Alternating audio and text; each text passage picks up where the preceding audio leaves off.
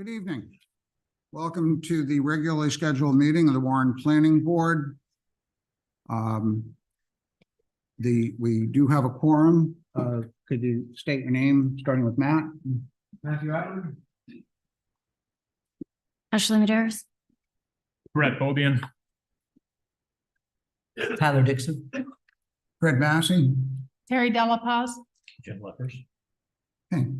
The first order of business is the approval of minutes. We have two meetings to approve. The special meeting 10/16/2023. These were sent to the members prior to the meeting. Does anybody have any alterations to the meetings as presented for 10/16/2023? I have for 2023, I do. No, this is, you wanted 10/23. This is 10/16. Oh, 10/16, my Yeah, bad. first one. Okay, hearing none, I would ask for a motion to approve those minutes. Motion to approve the minutes from 10/16/23. Okay, I'll second it. All in favor? Aye. Aye. Those opposed? Okay. Approval of minutes, 10/23, the regularly scheduled meeting. Tyler, I believe you have a recommendation for an alteration to that? Yes, it's I guess it's on page 6. There's a third paragraph. The last sentence begins, Ms. Dawson. And I would just change that sentence to read, Ms. Dawson clarified that the existing building, despite being only 2 stories, is 39 feet tall, which is taller than the proposed building, despite the fact that the proposed new building is 3 stories. You okay with that, Haley? Yeah. Sure. I had to read it, so I could email it to you. Yeah, okay. So, as amended, any further concerns, questions, revisions? Sorry, just trying to, what page was it? Page 6? Page 6, it was the third paragraph where it begins, the paragraph begins with Board Member Dixon, and then the last sentence of that reads, Ms. Dawson clarified that the existing building is 39 feet tall and is taller than the proposed new building, which will only be 3 stories. And I just clarified it to point out the distinction, which is not that the 3 stories only, but that it's 3 stories and shorter than the 2-story building that it currently exists. Okay, thank you.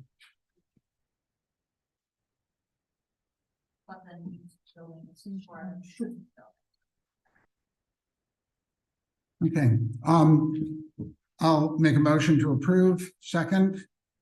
Anyone? Second, Tyler. All in favor? Aye. Okay, we did not close the public hearing. We continued it for 10 Liberty Street Partners LLC, comprehensive permit, master plan, 25-unit residential apartments. So not having closed it, we don't have to reopen it. That said, a couple of guidelines here. We have heard the comments that were made at the last meeting. So we don't want to hear the same comments again because we take those seriously. We've heard them and they are part of our deliberations. And I think there was very well stated a number of times and reinforced. So if somebody does get up and starts talking about something, I will say, we've heard that. It's not being disrespectful to you, it's being respectful to everyone in this process so that we're not listening to the same thing or extending this hearing unnecessarily. So I would ask if you want to speak, did we have a sign up for speaking? That doesn't mean that you can't speak if you haven't, if you want to raise your hand, I'm not going to cut it off with just the people who signed it.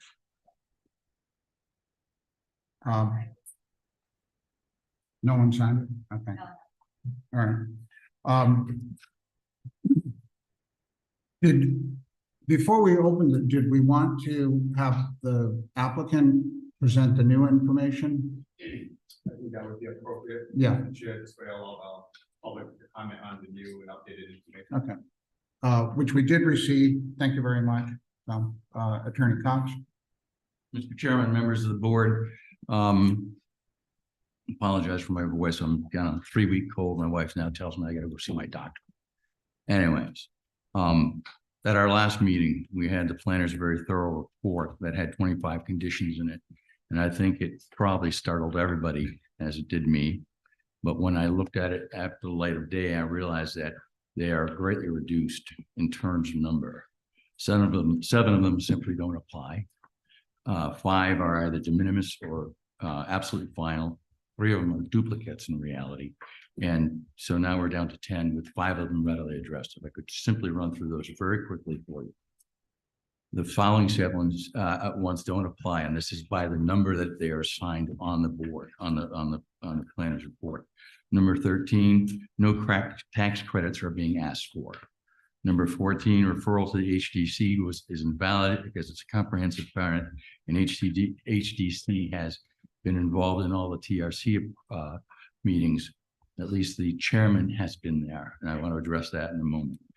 The handicap access in the back of the building is a grading issue. It's not really a concern. It certainly will be addressed. There are no construction easements required. It is a completely self-contained site. There are no federal or state permits required. That was addressed by the engineer's letter at the outset. Fees to the town are always paid at the end, and that's really not an issue or an option. And there are no subsidies to this. So those 7 items are gone. So now we have brought the list down to 18. Of those 18, 3, as I said, are duplicates, and I'll address that next. The Knox box is a de minimis thing. You want a Knox box? That's not a problem. Of course, we have in each of the 2 buildings. The protective bollards for the fire hookups, the Storts connection, whatever that is. When the building is approved, wherever that hookup's going to be, they're going to be bollards. That's easy. That's a snap. The hydraulic connection calculations for the site cannot be made until the building is designed and the sprinkler system is designed. Then that is run through with Bristol County Water Authority, and they say you either need a pump or you don't need a pump. We have presented evidence. We have 60 pounds of pressure in the street at this site. Mr. Leonard is instrumentally involved with the Bristol County Water Authority on a regular and routine basis. Indeed, he's the individuals over on Metacoma Avenue who pointed out the shortage and is working on that. 6 and 7 both deal with trash removal, and therefore they're the duplicates, one of the duplicates. 9 and 10, which was the curbside on Liberty Street, was never raised at any TRC, but it is a duplicate. They are the same item. Incidentally, my client is perfectly willing to do that. That's one of the things that have to be addressed below. 11 and 12 are the same issue, traffic impact. Outdoor lighting is actually the final thing, but we've actually provided a light fixture, but it's a dark sky. And the building code design is a building official standard, and therefore really final approval. Now we get down to the last, at best 10 issues, 5 of which are easily addressed. Parking will be addressed in the condo docks. The condo docks were, a draft set of condo docks were given to this board at the outset with the application. That's a 1-page call out item. And that's something that when we know what we have, it makes sense for the voice to spend time with the solicitor and myself to determine the language that they would like. Replacement trees has been committed to innumerable times by Mr. Lannon. And that's when the linden trees come down, because that's going to address the radius issues. Trash management is a duplicate item, and that's again in the condo docs, and it's going to be on the new plan that you have. Snow removal again in the condo docs, and it will be addressed in the condo docs when we actually submitted a contract for the site. As I said, the concrete sidewalks is a duplicate, and my client's willing to do so. That's a non-issue item here. The traffic analysis, I believe, is inappropriate for this project in light of the fact it's only 11 cars, 1 on AM or PM, I've forgotten, and 13 on the other. And to a road that has thousands and thousands of cars a day, and the engineer has testified to that. Replacement trees, as I said before, agreement with the neighbor can't be a condition, but we have been reaching out to that. It's more complicated than simply calling up our neighbor, Fred Massey, and saying, hey, Fred, we'd like to buy a little bit of this property. There is a funding agreement with RIMFAC that originally cited that property. We have to get RIMFAC involved. And if you have any idea what that means, it means it's slow. It can't, the pro forma and the affordable allocation has been submitted in new information, Mr. Landon will address that. And the conduct docs, as I said, have been set with the original petition. So, I mean, in reality, this matter should be a combined master and preliminary report. I have approached the solicitor about that. I approached him last week. I approached him today. I've never heard back from him when I spoke to him in the hall. His concern was that the Historic District Commission has only had it to review in this month, November. When in fact, Davidson Bolster has been here for every single one of the various meetings, other than one when he was recuperating from minor surgery. I want to put into the record the minutes and agendas that exist for the Historic Commission from May through November. The first time we appear is in the November agenda. To hold this project up because the Historic Commission didn't do anything, put it on their agenda, is inappropriate. This is and has been, as I believe Mr. Massey has been of that opinion, really a master and preliminary approval at this point. At various TRCs that was the comment made, this is a thoroughly done project. Right now, the gentleman could build this project with the information that's available to this board. They have the information there. I would like this put into give it to the secretary into the minutes, because this is the record of the fact that the Historic Commission shouldn't be allowed to sit on their hands for all these months and then say, oh, we want to have another, we need to have a preliminary meeting because we haven't had but one bite at the apple. That is grossly inappropriate.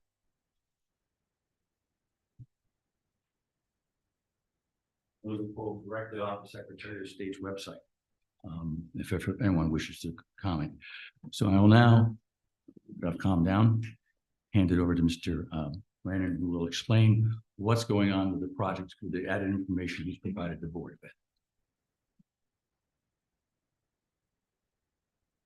Good evening. Happy Thanksgiving to you all. Thank you for your time. I did take advantage of the last 30 days and I got a package into Herb, and I met with Herb. I had notes prepared to finish up the last meeting. I did the last one that gets up, and obviously the way it ended, I just figured I'd just answer them all. I had sheet 5 redone, moved the dumpster, delineated a few other things. I picked some stuff from Herb's staff report. I can go right down if you need me to. I basically took his staff report and I answered it in kind. I wasn't unable to separate his paragraphs. So if it's a hard read, I just wanted to show everyone that we're basically still in agreement with what was in the report. Some of it I didn't feel had been brought up at TRC, but it didn't mean we were not agreeable to it. Some of the things I wasn't aware of, but if you go through that all, you'd have to, have Herb's report in hand to go through what his comment was, or his staff report, and then what I would answer to. But basically, only on, I guess the first one, we felt as though we answered the TRC comments to the letter. I didn't recognize some of the additional stuff that was put in the staff report, but we responded to that also. Warren Police, we had reached out to them, for example, and they didn't want to comment at the time, but we did find that they did comment for the staff report. Warren Fire, we were with them at all the TRCs. We answered all their questions and concerns. We thought we met every one of their standards. A lot of these items have the words upon final approval. So I read those to be that we wouldn't have to address them until final. And yet, if you go through what I answered, a lot of this, I did say we do agree, even though it's not due until final. We're in agreement with what the suggestion was, the theory, the idea. We're saying yes already, or to be determined. I don't think I said no to anything that I can recall. Yo, we need to, I'd ask the audience to Sorry. maintain silence. No, it's not you. Go ahead. All right, I've got hearing aids in. They're new to me, so I hear a little bit of bounce. All right.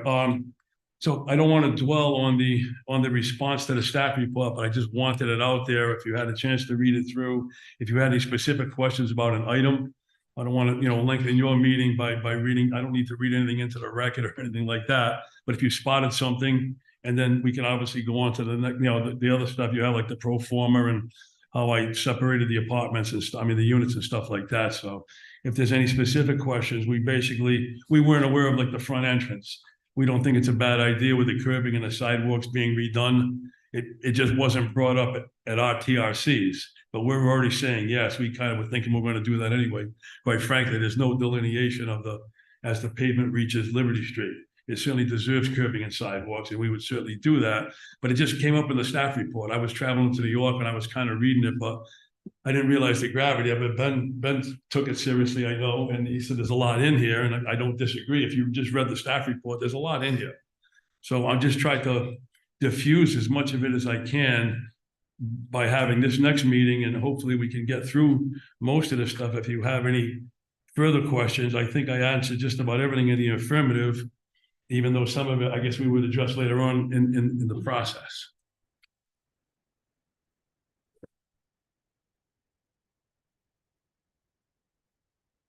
Any concerns or questions?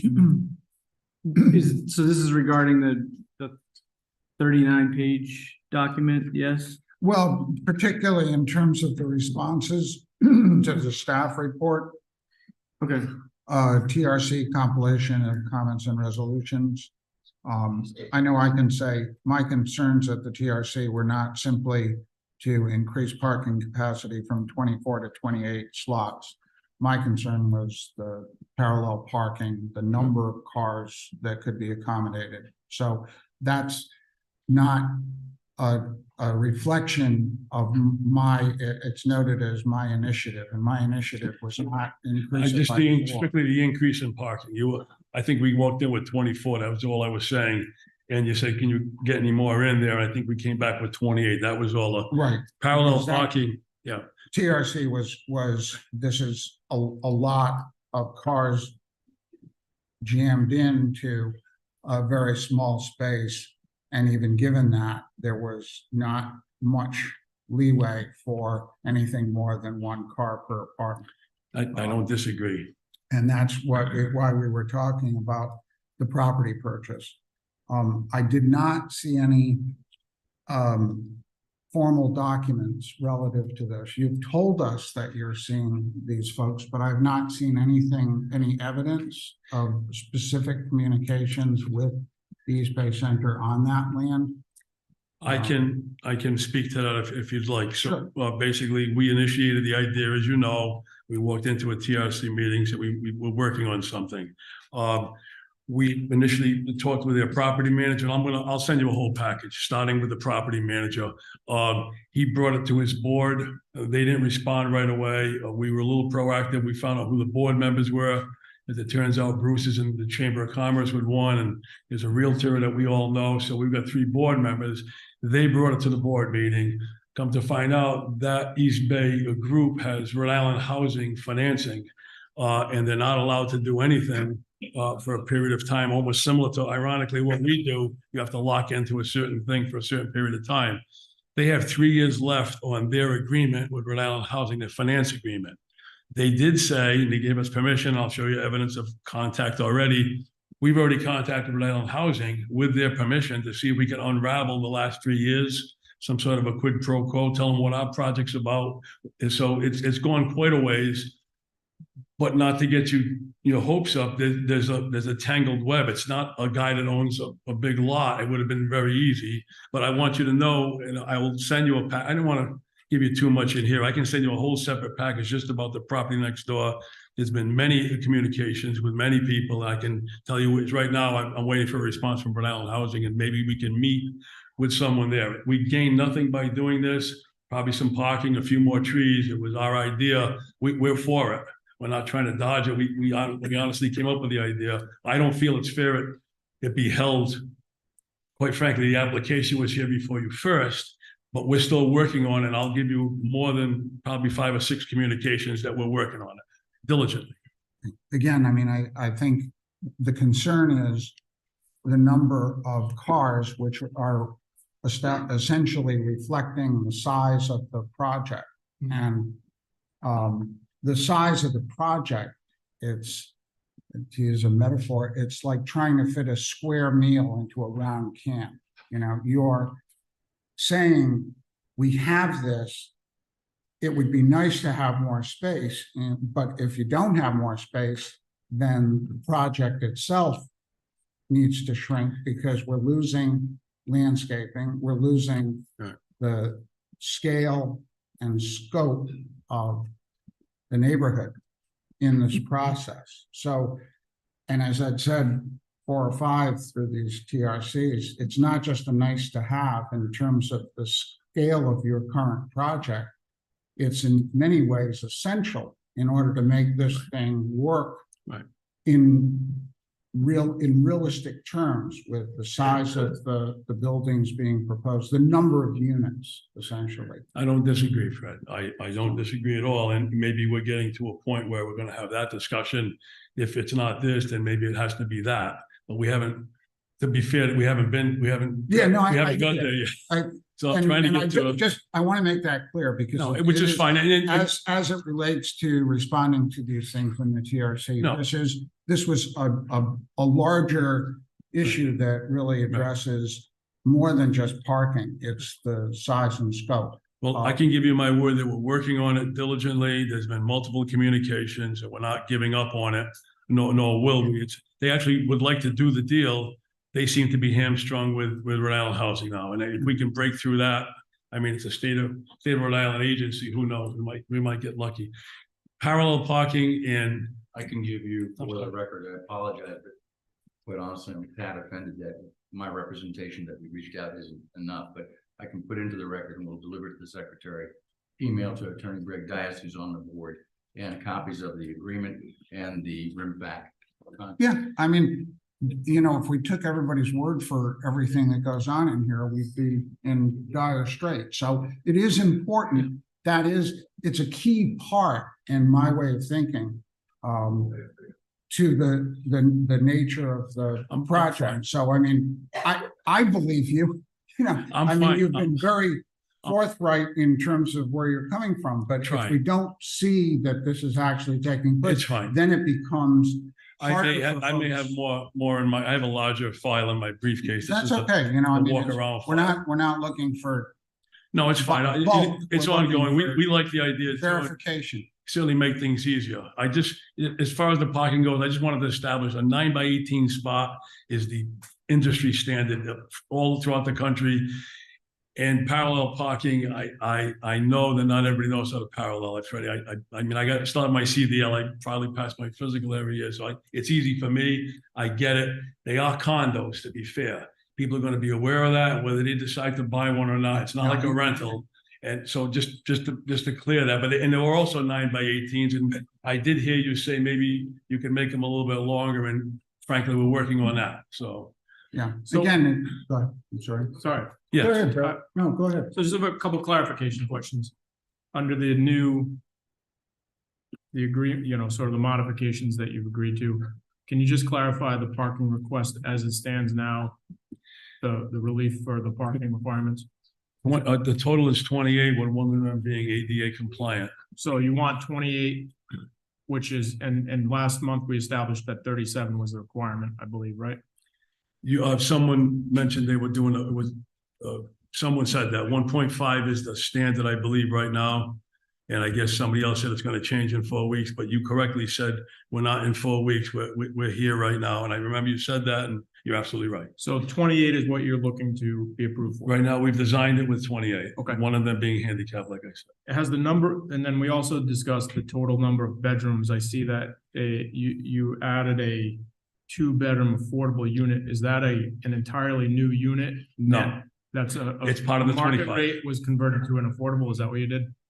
No, it was never there. We had our architect go in, Fred, early on and say, it would be better if you could do more than the minimum for us. And I found another spot. We had to work with the architect. The existing building has 14-foot ceilings. It's really not conducive to affordable type housing. The energy costs could really be harmful to somebody. There is the garden level, It is naturally insulated and it still has full-size windows. So we found in the back area, we could have one that'll be nice and sunlit. So we did add one early on, but it's part of the 25. It's in all the math. So in other words, this is an additional unit entirely. It wasn't a market rate unit that's now been converted to an affordable. unit. No, we added it. I'm sorry, correct. I didn't understand. what- Yep. And in terms of so that adds 2 bedrooms to the overall total number of bedrooms. Can I ask you, I thought the count was, the count is bedrooms? I thought the, No. I'm just saying, so you said you added 1 unit with 2 bedrooms. yes, I did. I was questioning, maybe somebody could help me, and I don't want to interrupt you, but I thought it was units for parking, not bedrooms for parking. I'm not asking that question. Okay, all right, fine. I don't mean to We're confuse you. good. I got you. Okay. And then in terms of those parallel parking spots on the map, maybe you can help me if you could just, I'm curious about the distance from the fence line, the property's border on the passenger side of a vehicle when it's parallel parking. So how much room, once you park there, how much room is the passenger gonna have to get out of that car? Depending on the width of the car, realistically, you shouldn't egress once you park your car. I would imagine those people would, if they had a passenger, would stop at their unit or something, drop off their groceries or whatever and go park the car. I mean, some people will be able to, obviously, maybe I just ate a little extra for Thanksgiving, it wouldn't be me. But cars are not 9 feet wide, so you do have room to open the door and get out. I don't think I'd be able to do it as your answer. Okay, that's fair. Okay, I've got a question. The trees, that seems to be an issue with the community.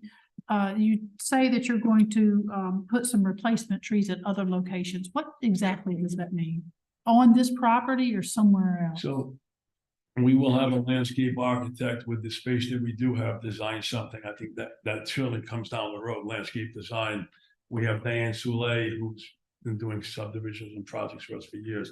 That said, Herb had mentioned in one of his communications that an in-kind replacement would be asked, and he mentioned the caliper of tree and the 1-for-1 swap, and we're offering a 2-for-1 swap, and we'll put them wherever you want them in town and on that site, but the ones on the site wouldn't be held against the count. If we remove any trees, we'll replace them anyway. You can go to Burrs Hill or Jamie Hills, wherever you want, in front of town. So curb appeal, what will it look like from the front? Will you see any greenery from looking from the street So- onto the property? No, good question. So there's 2 shelves.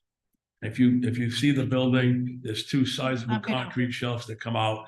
I saw some planters there, maybe with some kind of an ivy or something that comes down. The sidewalk width leaving the front door has not been determined. I think it's about 6 feet wide now. It does not have to be. That could easily be tree lined. It's just a walkway from the front door.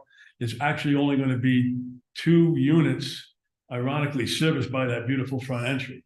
The rest of them just come in the other way just by design. It's not going to be heavily traveled anyway. I don't think they need a 6-foot wide sidewalk. And then maybe as we come out onto the sidewalk where the town is there, maybe we can do something there too. So we're going to drop the overhead lines. Mhm. And I think if everybody really loves the school, and I certainly do, my Yes, daughter went to school, I think you guys all love it. Let's show it off. So it's hidden right now. It's just hidden. Yes, there's gonna be somebody parked there. Yes, there's gonna be a delivery truck or something. so, excuse me. Can we please be respectful and keep it quiet while there's public speaking going on? It makes it very difficult to handle this process when there's interruptions. Thank you. Continue, please. Thank you. So the overhead lines, if you've been out there, there's some very large ones. We're gonna pay to drop them and bring them into the building in the trench. It's called underground utilities. And I think, speak in front of the microphone? I'm sorry, I'm usually pretty loud. I apologize. My apologies. So there's overhead lines coming into the building. We're gonna drop them down and they'll be dropped down from the nearest telephone pole and brought in. In addition, the powering to the back building will be done the same way. No overhead lines going back there, okay? So now you're gonna drive by and see Liberty Street, the picture that we see on that. There was those 3 Roger Williams students that did that the report a while back, 2012. I think that was sent in to you. That was a beautiful report. You see some of the old historic pictures of the place. I can't promise you the little picket fence that I saw, but we can make it look, you're gonna drive by and see it. The Bristol Town Common is an example of some beautiful buildings where you drive by and you see the building. I think that would, if you could get some sort of artist rendering or something, just on the graphic to show how the curb appeal of that building, it really might help address some of the concerns from the community and the folks in that area. We have some renderings. I'm not sure, Herb, if you've got them all. If not, I'll push a button and I'll get them to you tomorrow. You can see them all. We've had a bunch of renderings done. There's one showing some pedestrians walking out the walkway and a couple of cars. I'll probably give you an idea. I do not have a landscape iteration of that plan yet. We just haven't gone that far. We technically, you gotta understand, guys, we don't have a project yet. We have what we think is a good idea, and we've certainly gone through the process. And every time Fred says the meetings have been cordial, I'm right with him. They've been great. We've had a good time doing all of this, but we really don't have anything yet to build on to like go back and forth with. We have to establish like a baseline, I guess. I can think the problem that that's you're Herb. having- Yeah, I don't know if you have. Just the. Oh, you wouldn't have it, it wouldn't be in this pack. That's the new pack. All right, well, at any rate, there are some renderings showing that front wide open with sunlit and everything like that. I'll get some stuff out. I think that would be helpful. I think the problem that we're having is that a lot of the issues with this project tend to be more of the emotional type, with the losing of those trees, things like that, that have really hit this community hard. And yes, from an engineering perspective, from an architectural perspective, you're addressing them, but emotionally, you're not able to give the community what they're wanting with keeping those trees there. But perhaps if you could show them what it's going to look like when you're done with this project and alleviate some of those fears that they're going to see just a big old monolith of brick and concrete and asphalt, that there will be some beauty. Okay, I agree. I mean, I think one of the difficulties here is there's no place to put trees. I mean, right now, the number of parking spaces, if you look at the map, it is pavement. It has to be pavement surrounding the building from the front to the back, because the linden trees are obviously important. It's unfortunate that the town did not take steps to protect and preserve these prior to this. They've been sitting there for over a century. But more importantly is the quality of the neighborhood, the how the neighborhood looks, and to simply see an old brick building is not enough, in my mind, to justify not having any significant landscaping, because you need the parking for two good-sized buildings. But the rear one in particular is so many units that you need the parking for. I mean, regardless of whether the variance comes or not, it demands, in order for you to sell them, whether it's a parallel park or vertical. I don't see the room for that, which is why we had talked earlier about, the importance of the side lawn, the side property, the East Bay. Given that, again, it's a square meal in a round can. It's too large to accommodate the kind of neighborhood feel and look that is really demanded in a historic district. I mean, the school is beautiful and perfect, and you've got 4 units in there. In fact, if you weren't going through a comprehensive permit, you would only be allowed to put in 2 units in the school. The comprehensive permit is created as, in a way, a monster.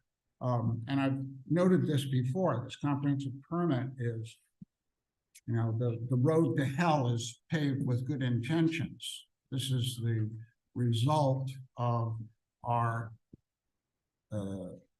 representatives at the State House having a good idea, but not putting it in an appropriate format. And so we're somewhere between 2 units and 4 units for the school. More importantly, the number of units in that second building completely eclipse the ability to create structures that fit within the neighborhood, and particularly given the second building, the height and the sheer size of it and its proximity to the back to the neighbor. Mr. Raynone spoke to that last time. I don't know whether there's been any further discussions with him. I know that he was passionate and very clear about how close this building was and how monolithic he felt that it was going to be to his backyard. I did reach out to Jason by email. Actually, I inserted a segment I saw in the that. package. I also can't remember if it was Herb, Fred, or you or Jason, but somebody suggested what would a flat roof look like. So I paid the architect to show you what a flat roof, and I can tell you that would be underneath your height limit. It wouldn't even need a variance. Yeah, That- and you know, it's, and I appreciate that. And again, you know, it's not, it should not be adversarial. On the other hand, it has gotten to a point, and it's been the fact that it has gone on for so long that that more and more people have been able to take a look at it, and we've been able to give it more thought in terms of what's possible and what's not. I mean, the front of the building to have parking spaces right up to the sidewalk brings me to the mind of a professional building. You know, if I go to my dentist, yeah, that's what I want. But if I'm living there, I don't want to feel like I'm walking past a line of cars with absolutely no landscaping. And we haven't seen anything that would indicate that you could even do that. And you know, having sat in 5, 6 technical review committees, one after another, I mean, I know that the access points for the emergency vehicles and the turning radiuses do not allow any space for any further enhancements to the look of this thing. So that's a huge sticking point, you know, the sheer size of the proposal within the available space. And I appreciate the fact that you've looked to the East Bay, but we can't, as you've said, you know, earlier in one of the TRCs, we can't look at that and say, well, we think it's going to happen, so we'll go with this on the assumption that it might or might not occur. We have to look at what we have in front of us, and what we have in front of us is one old historic building surrounded by pavement with a great big apartment building relative to the size of the scale of the rest of the neighborhood. I mean, this is not anywhere near as egregious as, you know, as other apartment buildings, and you worked hard to make it look good, but it's just the sheer number of units and people that would be in there, and the requirement to at least have one parking space for each one of these folks, that leaves you with really no wiggle room. And that's, you know, that's a serious issue here. So it goes beyond parking. It's really. I understand. So the last step I could take is show you a landscape plan, but something tells me that's not going to be it.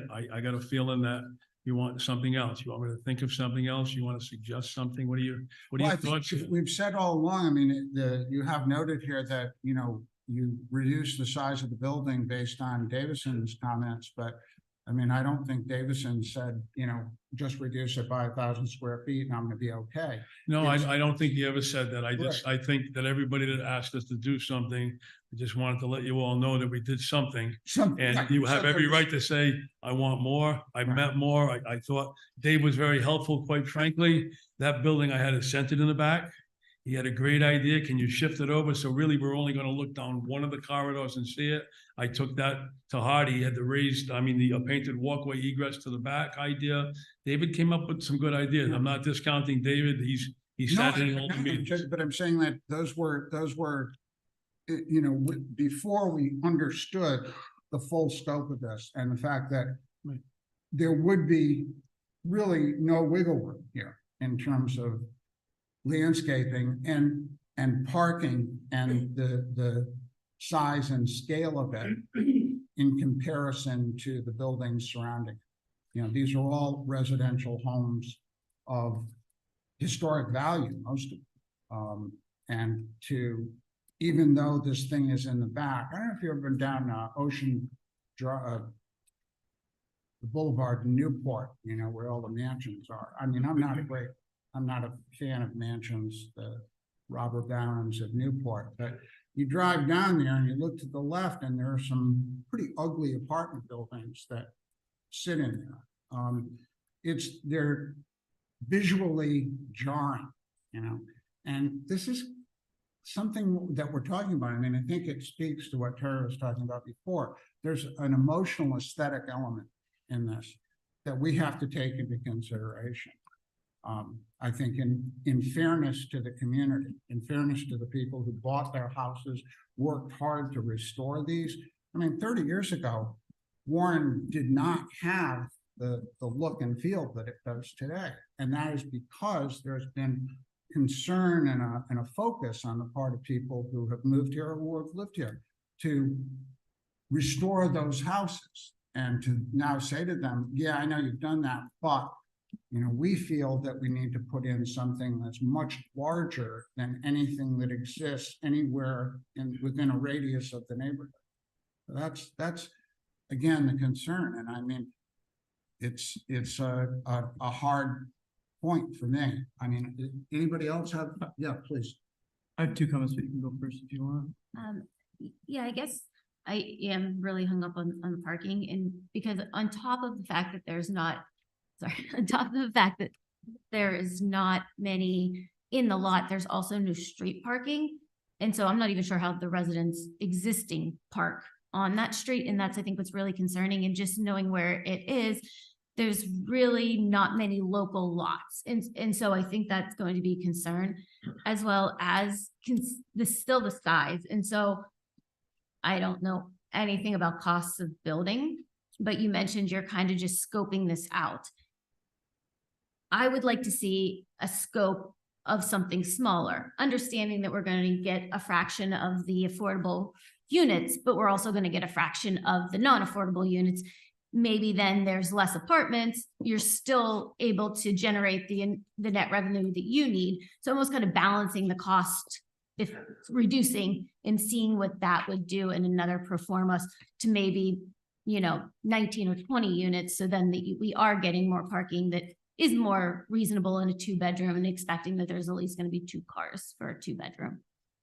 What makes you happy? 20 units? Is that what you said? I'm just, Yeah, we're just talking. We're not. I think that my biggest thing is these people have cars. Where this is located, we're still not a commuter-friendly state. So you have to expect that people are going to live there, are going to need to drive back and forth to work. And so a 2-bedroom, even a 1-bedroom could have 2 cars, but even if you had 1 car per bedroom, and I know that's not really the regulation, it's 1.5, but if we could get that 1.5 with a little buffer, I think would be better. And I also want to reduce the size of that to comply more with the surrounding buildings, specifically the residentials that are around there. So if you could reduce the second building, so I see that you're able to get 7 residents in the school. That's obviously not going to change the aesthetic of anything because you're maintaining the school, which I love. It's just that second building. And again, I don't know the cost or the pro forma of that, but I would like to see if we could reduce that. Could you still be able to get that net Let me ask you positive? this. So if we went from, we're just talking, which we're allowed to do, so 25 becomes 20. The back building would take the reduction. How do you feel about the flat roof instead of the hip roof? Indifferent? I wouldn't negotiate. Yeah. No, I'm sorry. I'm sorry. I just throw it out I there. apologize. I apologize. Sorry, I raised a question about the pro forma, taking a peek at it and, not taking a peek, but examining this and chatting about it with my colleagues. Normally, the hard cost, we can't really argue the hard cost. However, you start to look at the soft costs, it is, for example, $483,000 for construction managers. I believe this testimony last month, a couple months ago, that the locals said they're going to be building this building. Marketing. Ben, can you speak more directly into the microphone, All right. please? Thank you. Sorry, folks. Another issue is marketing commissions are $431,000. So reality is the burden is on the applicant to justify the intensification of a piece of property that technically by right for residential use, only one unit.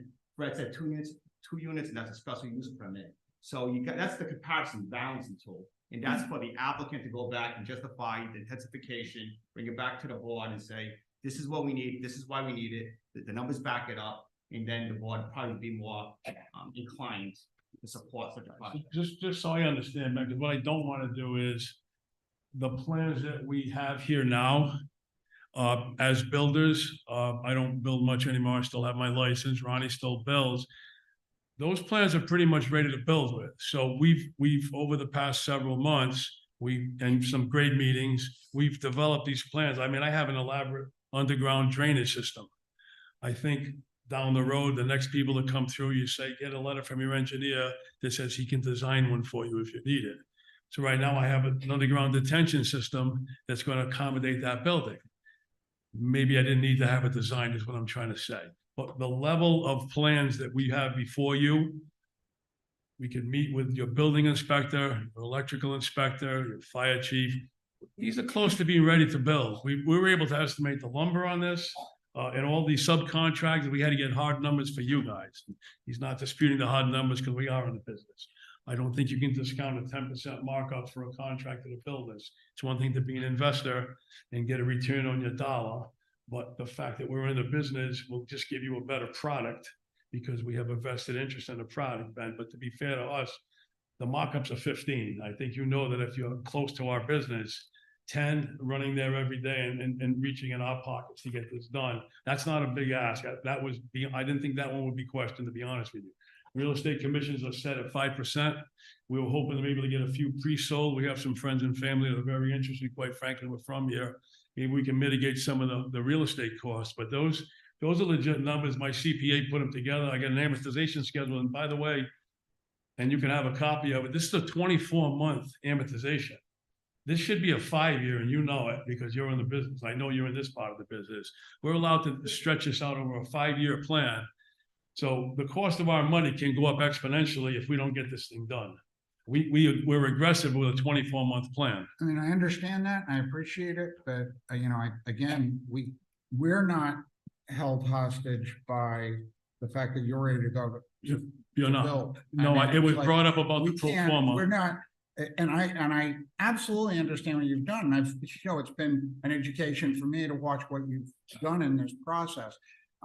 Perhaps you've done more than you needed to, relative to, you definitely did, relative to, what is going to pass in terms of, this neighborhood. There's been person after person who has testified to the fact that the scale and size of this is too large for the neighborhood, that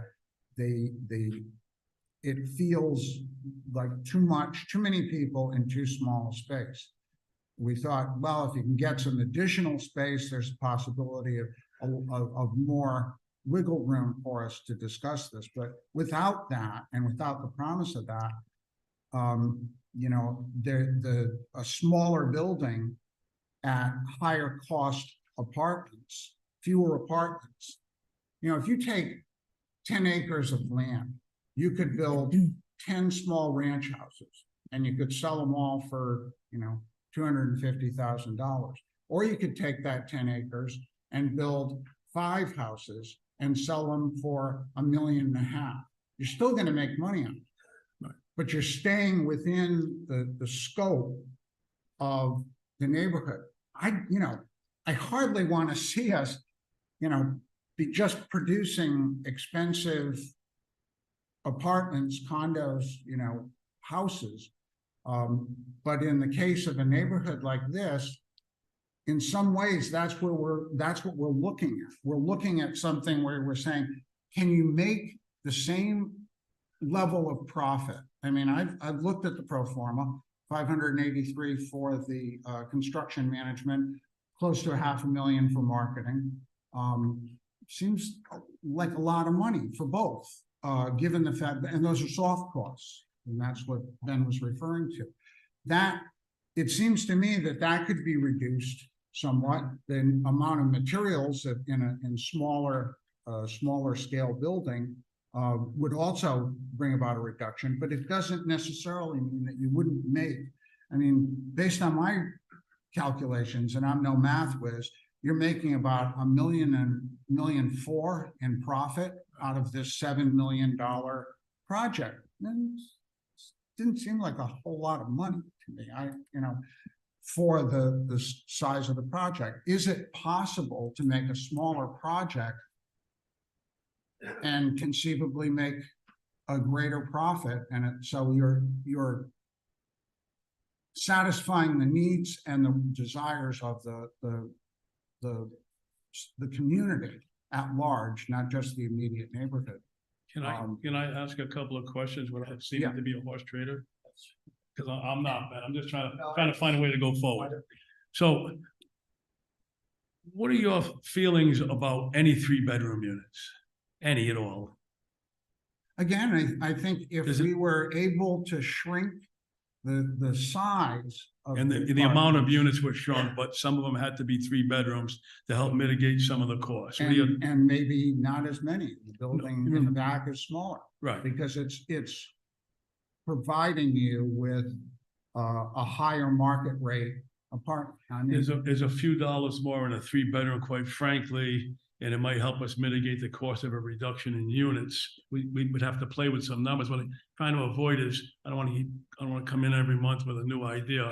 I don't I'm want trying you to to either. come I don't close. think I can And I know you don't. I'm, I didn't get a good night's sleep last night because, I am passionately interested in working out some form of compromise. I know you are. That this is not just, you folks are not coming in unrealistically.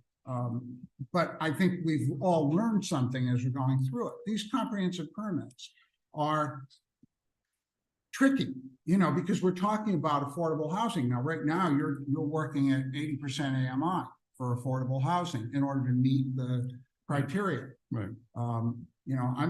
I wish we could continue to do that, but Right. given where we are in this particular neighborhood, I'm not sure that that's possible.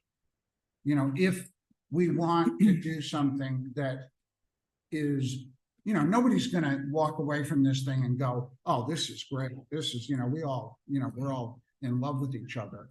But I do think there is a possibility for creating a project that would still make profit look like it fits in the neighborhood. And, ideally at some point that other piece of land, but we can't, that's off the table. As you said before, that's not on the table. And I think with that scaling back, we acknowledge the affordables are also gonna scale back, and I think you've gone over and above with an extra affordable. But I think as much as we need it, 25% is 25%, no matter where you put 25%. And so it doesn't matter if we do 20 units with 5 affordable or 25 with 7 affordable, it all comes out in the wash. And so I think that would be my suggestion, is seeing if we can scale back so that we can increase, because if then scaling back, then you do get more room if that second building is smaller, getting more room for landscaping and for parking, which is two of the concerns that have been brought up. And I think would be. You'd not obviously say, 5 or 6 spots you'd gain, or you wouldn't need them. I think, and then there'd probably be some math if that happened to reconfigure the parking. Maybe we can get rid of some of your dreaded parallel parking and add a few shrubs here and there. Right. And again, so I don't how know. do I It's not exactly about the shrubbery. know, I understand. So how do I, You're not, look, nights were saying, we've been at this for a while, Fred, so and we are from here and we're not arguing and we're not coming in here with anybody but Bruce, my friend. And I think So- what we're saying is that as we've looked at this over the course of time, and I want to speak for the whole board, I'm not. Can I make my points too? Matt, please. A point. Or were you like wrapping up or? Yeah, I mean. Great. Just a data point, as I look back in my notes, you were asking earlier about the number of units. And this is, obviously a non-binding thing, but I think it was Mark Dobbin who was kind of talking, and you saying maybe 8, 10, 12 units on the back lot, but not 18. So that was one piece of feedback from the community. So That's a little light for the back, to be honest with you, but that doesn't mean we can't. just giving a data The- point the from change would come from the existing building being reduced, quite frankly. We don't want to go back to the drawing board with like a whole new concept, like townhouses with garages underneath. I think you got a few of those down the street already. I don't think you No, want I any more of those. Yeah. I'm sorry, I brought it up. But I know what you're saying. So if we could massage something, as they say in the business, it would be working with the existing building. We have an architect on board, and then I'd have to meet with my partner. We have to run numbers to everything we do, you understand? But Ben is right. We are in the business and we're good at this. So So maybe. just so I understand what you're saying, when you said you'd have to massage the existing building, the comment that I was making was regarding the new building. That's what you were talking about. The new right? building, the old building is going to be restored. Anything it needs on the outside will be done. We're trying to remove the fire escapes, which. Yeah, we're not, it's. Just strictly the back building. You guys think it's too big?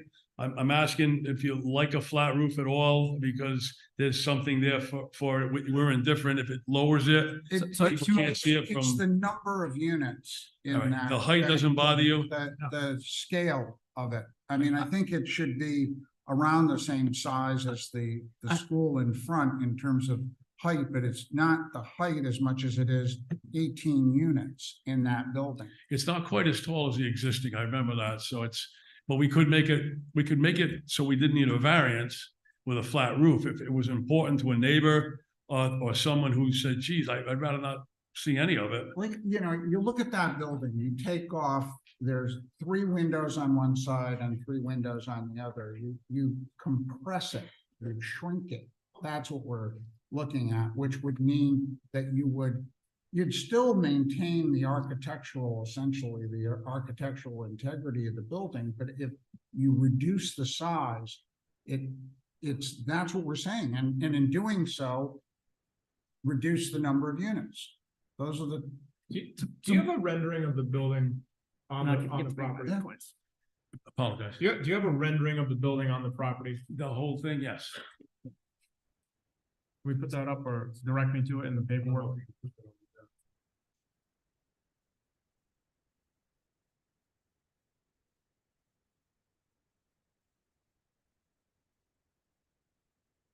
Ironically, this is what you were asking about on the front, what it might look like.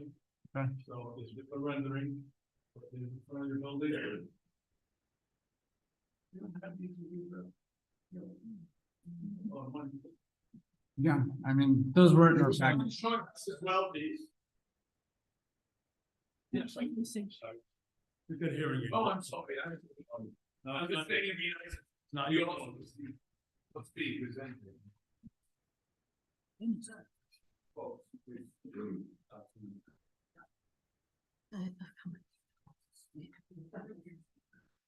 But can I make my other 2 points?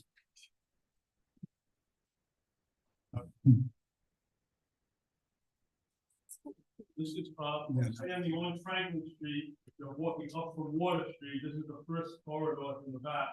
And this is the back of the new building that you'll see, the portion that you'll see in the back. And obviously, the old building is in the front, the existing building. Okay, just a minute. Well, I will ask for public comment. I'm sorry, I kind of wanted to sort of set the stage here. in terms of- On Liberty Street. This is the western corridor to the back. And we slid it to the other way, so Yeah. ostensibly you're gonna see this. So what part of the package is that contained in? We don't have that. You don't have No, it? no. Yeah, see, I've seen that in the And so TRC.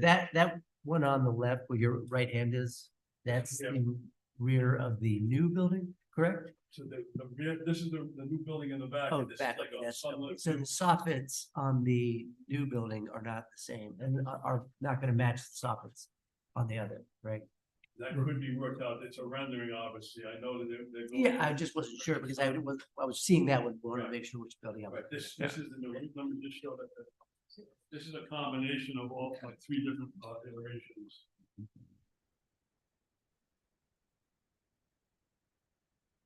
There you go.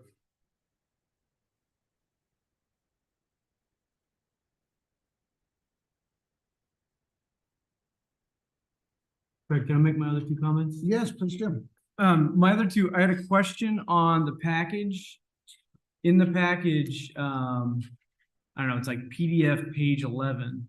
It's in like your comments from 11/17/2023.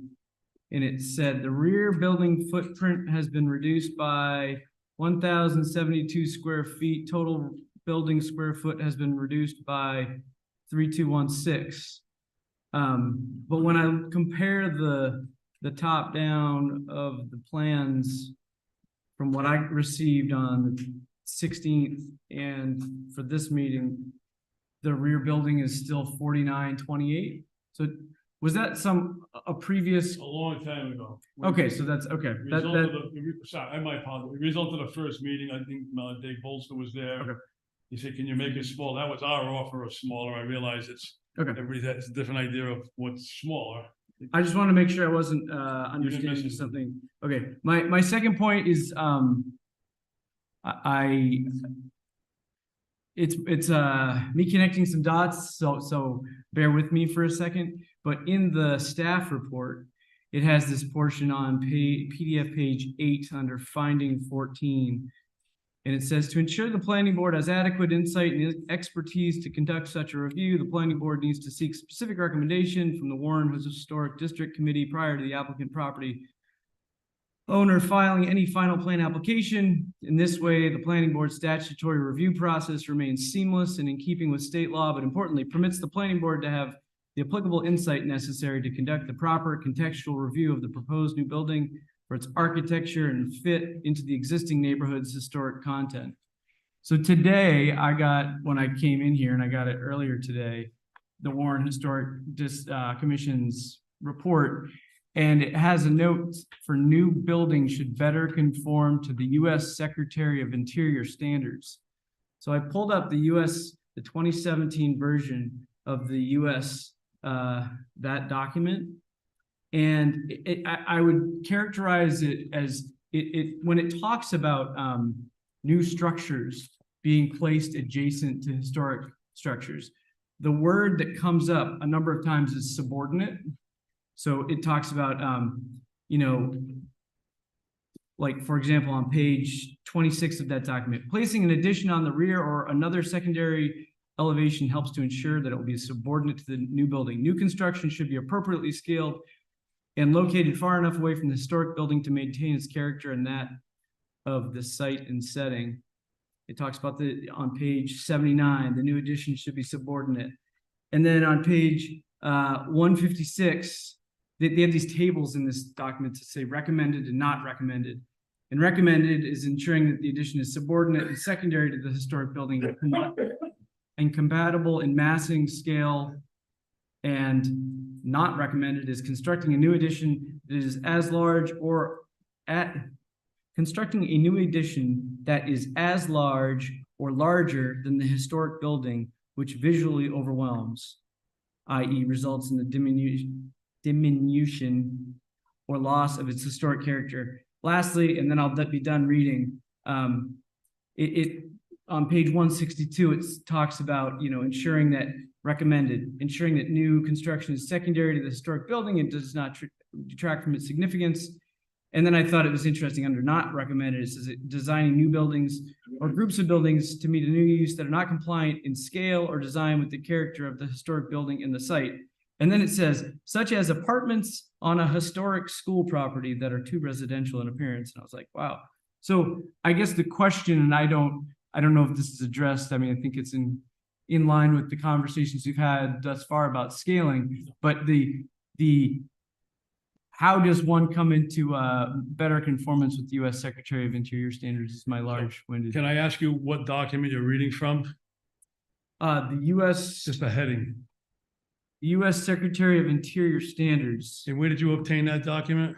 the internet.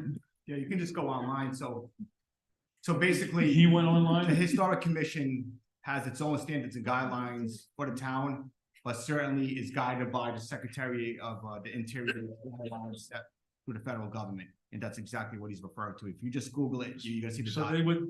was something sent to the planning board? So basically, to go back to the initial comment about the Historic Commission, my recommendation pursuant to Rhode Island general law was that this is at the master stage level. And what is appropriate from any commission, including the Historic Commission, is just preliminary comments. And that's exactly what they provided, and we put on the record, basically 5 sentences. This is kind of what they think initially. That didn't seem like 5 sentences, Ben. No, he was reading. No, he was reading the That's reference. right here. Yeah, he was We general. received this. I mean, it's unfortunate that this. We will put that on the record, but that's their 5 comments back to you, basically saying, this is things as we continue in this process that take into consideration. I'm gonna just comment here, okay? The last meeting we came to, Ben, I'm a little bit older than you. I go back with Tony DeSisto, your colleague. Bruce Cox is a colleague. We've met at this a lot of years. I just hope the collegial atmosphere that I share with Fred and the planning board can be shared with you brother attorneys, okay? Something was decided the Monday of that last planning board meeting at 9 a.m. And I would have appreciated if my attorney got a phone call. I let it go, and I haven't brought it up until just now. There's another document that the planning board is aware of. It's multiple pages. I'm getting asked questions about it at a planning board meeting that I'm unprepared for. And it's frankly, I'm sorry, I'm getting hamstrung again. I don't think he's asking you questions. It's basically going to be put on the record tonight as that's their comments as anybody in the public. And therefore you can take into consideration as we continue this process. I might have had an answer if you handed it to me a day before. When did you get it? Today. I can't answer you. Yeah, no, I it's, I don't think he's asking a I question. don't think it's designed to be immediately answered. I mean. I don't want to blow this up, but I mean, One of the problems with something like this, and I think it's what Ben said, is that they haven't had an opportunity to fully vet this. But again, their determination is not going to be that, well, that's what we were told. The issue here cannot rest on the Warren Historic District Commission's, outline. That's not. I realize they're your what we're guide. talking about I here. realize they're a What good this guy. is doing is reinforcing what we've been talking about here. It's reinforcing the fact that we're saying too big, too much in too small a space. That's what that language means. all right, and I'm not against anything that the EPA or anybody else is saying. I just like to be copied on it in a timely manner and probably maybe get lucky and have a response ready. I love having a response. I love coming to meetings prepared. I'm prepared for this meeting. I have answers. I didn't have her staff report to the last meeting, so therefore I didn't realize the gravity of it. To be fair, I did have it in my hands. I want to answer your questions. I want these meetings to be productive and to come out of each meeting with a result. Maybe not the result I wanted, but I want to come home with something. When I walk in the door, my wife says, "How did you do tonight?" It's been a bunch of meetings where I said, everybody's friendly, but I don't have anything yet. I've got plans almost ready to build on that might shrink up maybe from where we're talking. Maybe I'm not against it. I got to meet with my partner, but what do? I come back in with something smaller and then someone, I guess, can say, that's not what we were talking Well, about. How do I get a feel for what I everybody's think you're thinking? saying, and I think, in fairness to the applicant, what you're hearing, I'm sure is what you would hear, and we'll open it up to the public. I don't want to hear the same things that we've been talking about here, but what we're saying is it's too big. So what is that exactly? It requires some serious thought. And the only thing I can say is, getting the tenor of what we're talking about now, were we to have to vote on this as it is, I see some significant issues. So there's the possibility for a continuance. But you would have to agree to that and come back to us with a different proposal. I mean, that's the bottom line. It's something that would be clearly smaller and looks, I mean, the pictures that you show, you know, every picture tells a story and it's worth 1,000 words. Well, those are not landscape grounds. That's Walmart parking lot. There's no character to it. The buildings have character, but the surroundings don't. And the reason for that is there's too many people that need to be accommodated with Park. their cars. Understood. Can I help to corral this discussion, please? Sure. So I think what needs to occur is the applicant needs to sit down. This is not a negotiation for tonight. Before you is a master plan. Originally, the hope was of the applicant to have a combined master preliminary. That's been determined by the town solicitor as inappropriate in terms of the review process. So before you is a master plan. What you need to do as a commission is to start to deliberate if you've got to decide whether you're done soliciting comment. If you are, keep the public hearing open in case you change your mind down the road, but begin to identify with board discussion only what your issues are, what decisions you're going to make as a group as a whole, and make the decision. Okay. So if you could sit down, Ms. Millian, for now, can. and we'll open it up to the public. What I'm getting at, Mr. Chairman, is there's in the normal process, there's a submittal. And you hear a comment on it and you make a decision. You either approve it with condition or deny it. What's starting to happen is a rolling submittal of information. That is going to make this whole process unwieldy at its finest. So again, I would suggest that you stick with what the process is, which is a master plan before you, and make a decision whether you're going to approve with condition or deny. We also could continue, though. Correct. You can continue, but sorry to interrupt, but you can continue, but you will again have to get the applicant's consent for that. But so there are 4 options, not just the 3. Right, I did, right, in terms of the That's decision important. process. Yeah, Okay. thank you. Okay, any comment from the public? Gibson? Go ahead. When you come up, identify yourself and do try and keep it. Good evening, everybody. Dave Bolster, 53 State Street. I figured since there was enough words being put in my mouth that I should come up and have them come from my mouth. Just for the record, the request to make the new building smaller on this property was brought forth on the very first technical review committee meeting. And it was not just a vague notion of making it smaller, as has been suggested. It was a very specific request that the new building be no larger than the school building. And as Mr. Atwood clearly pointed out from the Secretary of Interior Standards, that is the thinking in historic preservation and has been for half a century. So that has not changed. And although the applicant did come back at the next meeting with a 10% reduction in the footprint and scale of the property of the new building, that was it. And so for the past 8 months, you know, there's been a lot of window dressing and a lot of drawing and a lot of other stuff, but we are still hung up on the 800-pound gorilla in the room, which is this building is too big. And therefore it is driving all the other issues of the parking and no green space and cutting down the trees and no place for snow and everything else. And the neighbors having to look at a 100-foot wall and so forth. So I understand this is profit driven, but that building in the rear needs to be smaller in order to affect all of those other smaller issues that go with it. Please don't do that. I mean, I appreciate your interest, but. And the only other point I'll make is not a that, football game. you know, I do believe you know, we've been through something like this recently with the property on Water Street.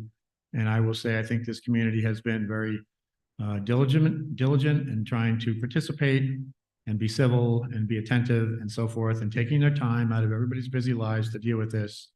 And like I said, if the applicant would just reduce the size of the building, we would probably be breaking ground by now, instead of doing all of this nitpicking about, you know, parallel parking and so forth. Just make the building smaller and we can solve all these other issues. Thank you.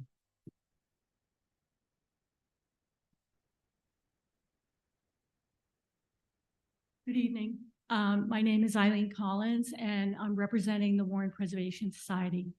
I did submit a letter last month to the planning board, which I'm sure Fred distributed to all of you. And it did speak about reading the Secretary of Interior standards, because that is something that we look at to try to give us guidance about how to, you know, build things, give people advice. And I also serve on the Historic District Commission for the town. And I think it's really important, if you're going to build in a historic district, that you would want to look at those things before you even start, or that your architect would say, well, let's look at the local zoning and let's, you know, find out from the neighbors how they feel about things. And I just don't think that, you know, there was a mind sort of set on this amount of units. And I think this comprehensive permit program is sold as an easy street to getting, you know, a lot of units and getting what you want, because you can bypass all the zoning and just go to the planning board. And I want to thank all of you for taking the time. And I know this has been really difficult with us just finishing another project like this. And it's very hard. You start to feel like the committee of no, you know, and, you know, that isn't what we want. What we want is positive development. We want positive development, not stuff that was done in the 70s. This is now. This is in a beautiful downtown historic district. This is one of our best assets, the waterfront, all of it. And look at what's happened to the real estate prices. I mean, you know, I'm not saying that's great, but everybody wants to move here. And I understand that, but not everybody in the world can live here. And we have to kind of look at the neighborhood and say, what, you know, what is it calling out for? Thank you. Thank you, Aaron.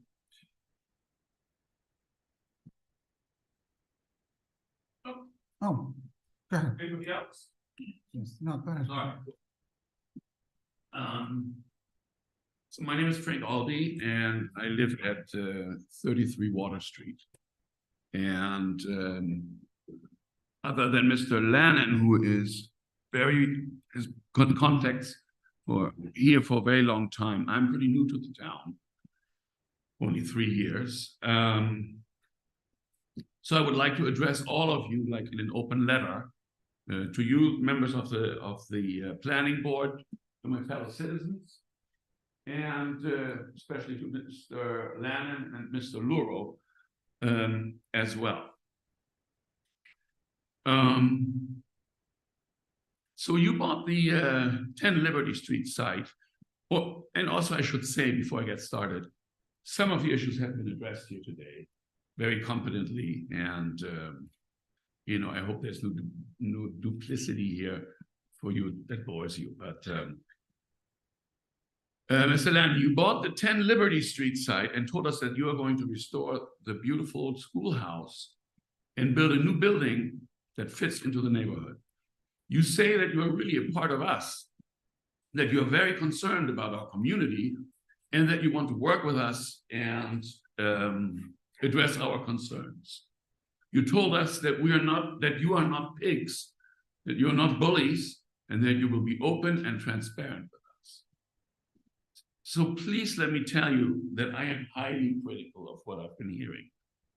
It's my impression that you're failing to be honest and transparent with all of us in areas of key concern. So in order to understand us better, I think it is time for you to acknowledge a couple of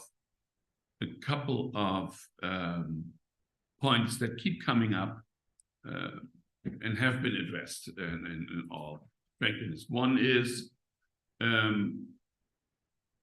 that your new building is perceived as being unattractive, way too large, creates way too much density on the site, and is out of scale in terms of its footprint, height, and available parking and emergency access.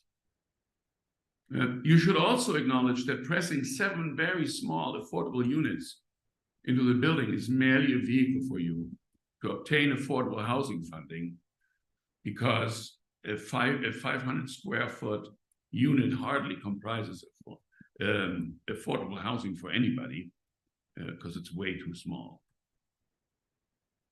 You should acknowledge that the new building will have a devastating impact on nearby trees and other vegetation, that you would like to, like you would set off a large bomb in the heart of the historic district. Everything all along the property lines will need to be felled or cut back or cleared, or otherwise will die a miserable death over time as the root systems are destroyed. And you should also acknowledge that planting a little small replacement tree somewhere in Warren is really entirely inadequate and offensive. The century-old lindens sacrificed for the new building are part of the health, the heart, the look, and the feel of Warren. And to plant a little tree. Sir, please address the planning board and not. Got you. To plant a little tree somewhere is hardly compensating the loss of these 120-foot giants. The good news is, though, that these are all well-rehearsed issues. So I would like to focus on a few points that I think warrant further review. I am gonna have to, I'm gonna give you I'm another gonna hurry. 3 minutes, yeah, because. 3 minutes? Okay. First of all, we have an absence of financial transparency. Now, I find a degree of detail in financials provided a few days ago is superficial and incomplete. At the last planning meeting, you were asked to provide comprehensive financials and key performance indicators. None of that has been presented. Like the average selling price on a total cost basis, so we know HOA fees, or maybe that has presented when I was not here. A review of comparative market pricing and levels of similar developments in Warren and other Rhode Island markets to see if the pricing is competitive and market relevant. An investment return analysis to give the town management and neighborhood stakeholders an idea of the viability and profitability of unit sales upon completion over time. Planned occupancy rates and the impact on cost and development over time. Your marketing and sales plan. We know nothing about how you're going to plan to sell these units. And finally, an implementation timing and the cost plan verified by your bank for construction costs, as well as required cash management from the initial construction unit sales. The last point is particularly important to demonstrate that the project will be completed and does not leave a half-finished building on the site. So proper financials must include proof of liquidity as documented by availability of private funds, as well as bank loan approvals. There should be no planning board approval in the absence of this documentation. I'm gonna have to stop you there. No, I'm sorry. I feel No, that it's you've not been- fair. You've been talking for 10 minutes and you did go over a lot of the information that we had already gone over. So Okay. that wasn't fair. And this is what I'm saying. I've sat through, I can't tell you how many meetings on this, and I'm interested to hear what you have to say, but you cannot hold forth. And Fair enough. I I understand. there are other people who want to speak there. We've got to go through this process. So are you going to ask Mr. Lannon for proof of financial? I'm going to viability? refer to the. That's really important. So, okay, and I will do that. So if you'll sit down, I'll chat with Okay. our attorney, because I'm what you're asking for. is The to other, be- I have one more question. have abutting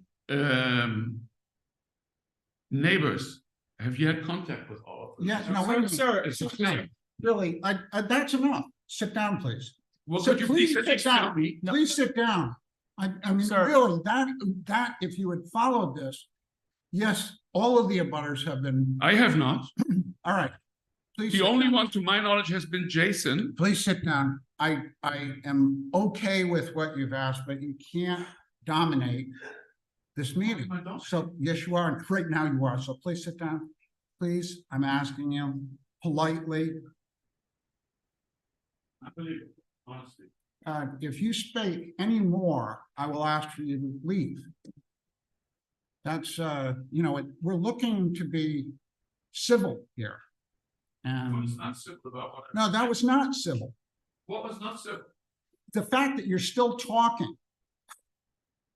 All I right, don't- then, Yeah, Mr. Chair, just to address, the pro forma. That is the only thing that is required on the Rhode Island General Law at this stage. It's just a pro forma, and I was asked of them. They did provide it. I did raise a couple issues with some of the numbers again, but that's appropriate for this stage of, So is that confirmed? no, you cannot continue to talk. You hurt your own case.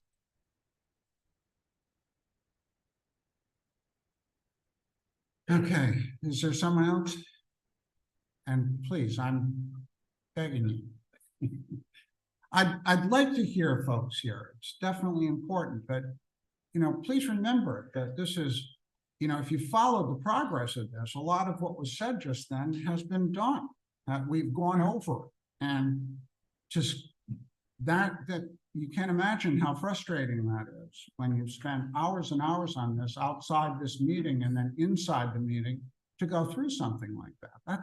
That's just deadly. Here.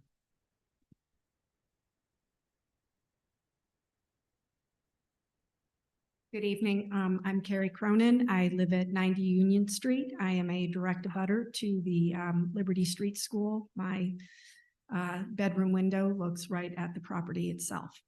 I've attended one of the technical review committee meetings and listened and asked a couple of questions then, at which time the developer, Mr. Lannon, insisted that he was so pleased to meet me and looked forward to reaching out, and insisted that he would be reaching out to all of the abutters prior to moving forward, to be sure that he was being transparent and getting the feedback from that neighborhood. To my knowledge, none of the direct abutters have been approached. Mr. Renone, who spoke so informed at the last meeting, approached Mr. Lannon. He made the outreach, made the contact. I have given my name and my number to the developer. I have heard nothing. I know that the previous speaker has not heard anything, and I've asked the rest of the direct abutters in the neighborhood if they've heard anything from the developer. None of them have been approached. So it's feeling a little bit disingenuous that this is this warm and cuddly sort of process, when we have been very clearly and loudly not included in any of it, despite publicly stating that that would happen. So that gives me a lot of pause. I am concerned in the trustworthiness of the developers. How are we to believe that what they're saying is what they're going to be doing? And I appreciate Mr. Atwood's referencing the Secretary of Interior document and standards. And I cannot believe that a legitimate developer would be acting as if they'd never heard of this. I mean, I laughed when you said it's on the internet. It's on the internet. This is a document, and this is as Ms. Collins said, if I were developing an important historic property, that would be my first step. Look at what the best practices are. look at what is appropriate for that type of building in this type of neighborhood. And it doesn't seem as though that has been the approach or any of the guiding principle in the design or this project. So I, as an abutter and as a member of the community, I'm really concerned about the direction that this is going. So that's. Well, thank you. And that's, very important information. I mean, it was lost in the last speaker's presentation because of too much there. But the fact that you are a direct abutter, we can see that. And the presentation has been made by the developers that they had reached out to all of the abutters. The fact that they haven't is definitely a matter of great concern. So, I hear you. And the fact that the interior standards have been referenced before, this is not the first time that we've seen them.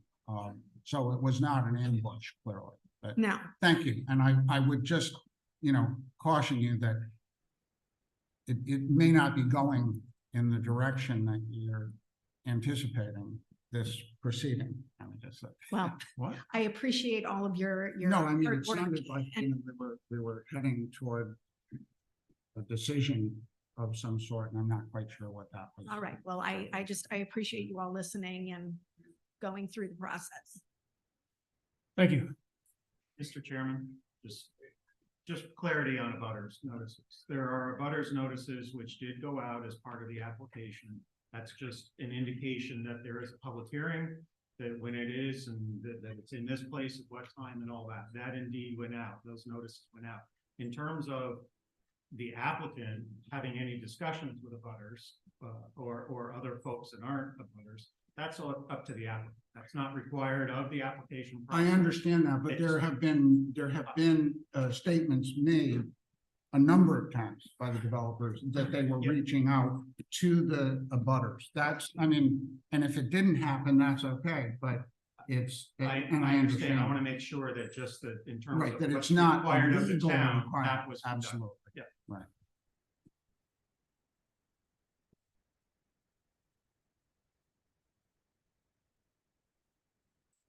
Sampson, and I own the property at 15 Liberty Street, which the front door directly faces Liberty Street School. And the only thing I have to say is I have never been notified about anything about the property as an abutter. And I assume I'm a abutter being across the street.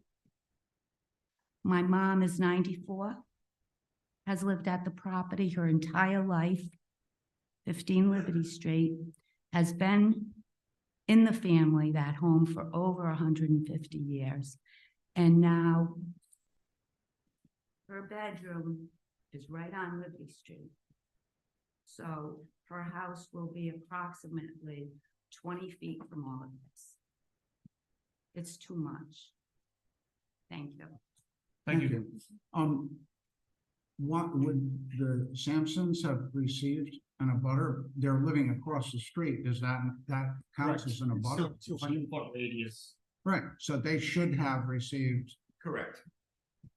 All right, so we'll The wanna fact look that into he's that. here. I mean, clearly, you should Clearly has have notice. received a notice.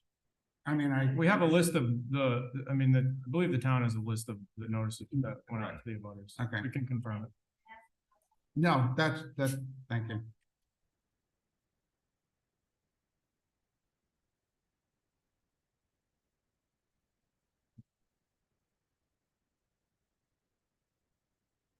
My name is Michelle Murray. I live at 41 Dyer Street. I'm a member of the Tree Commission, but I'm speaking on my own behalf. There are two visions of Warren that are fighting each other here. One is a small New England seaport legacy town, and the other is a high-density housing environment. And I just hope that whatever happens at Liberty Street doesn't repeat what we see at Norbert Street.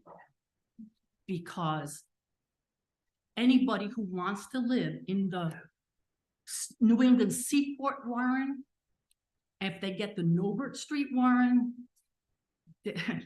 then it's not gonna fly. Thank you. Thank you.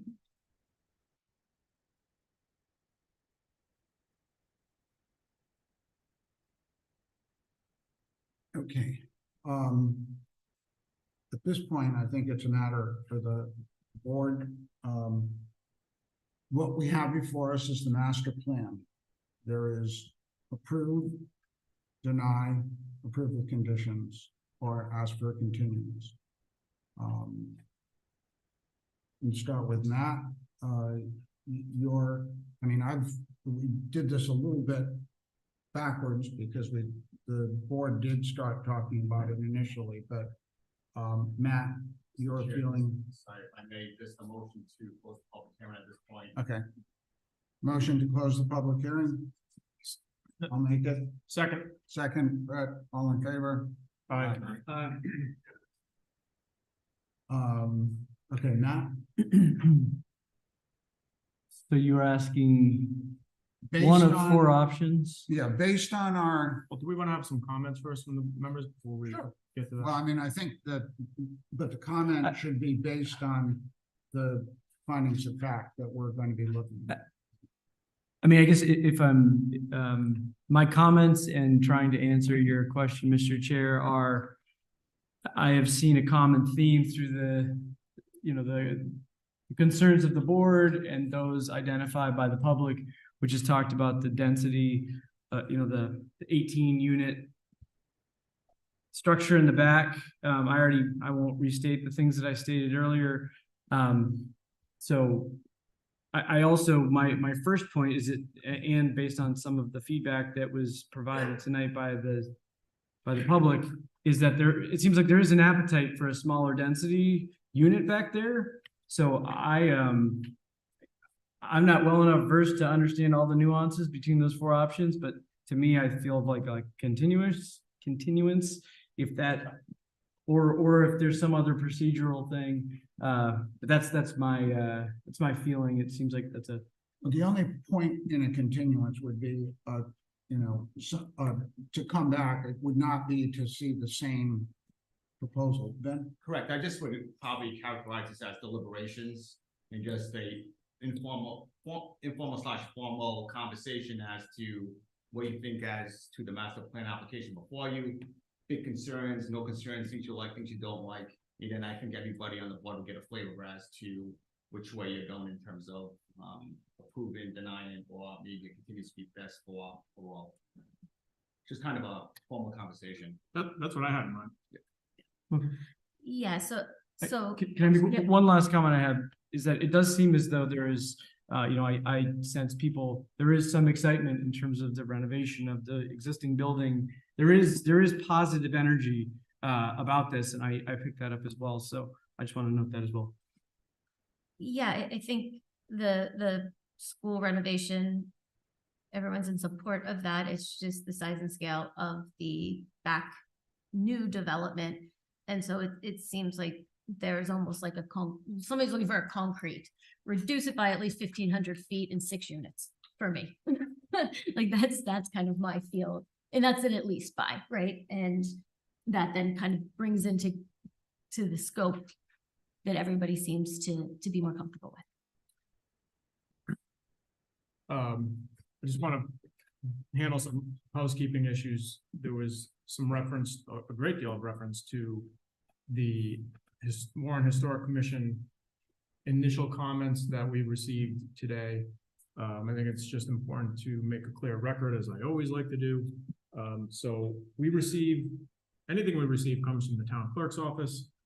We do not go out and ask for information. So as we've talked about in the past, we have tried to encourage the clerk's office and the public to submit whatever they want to submit in advance of the meeting and get it to us in advance of the day of the meeting.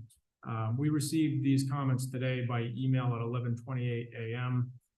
That was after receiving all of the meeting information, which consisted of about a little less than a dozen PDFs, a couple of hundred pages of materials we received on the evening before Thanksgiving.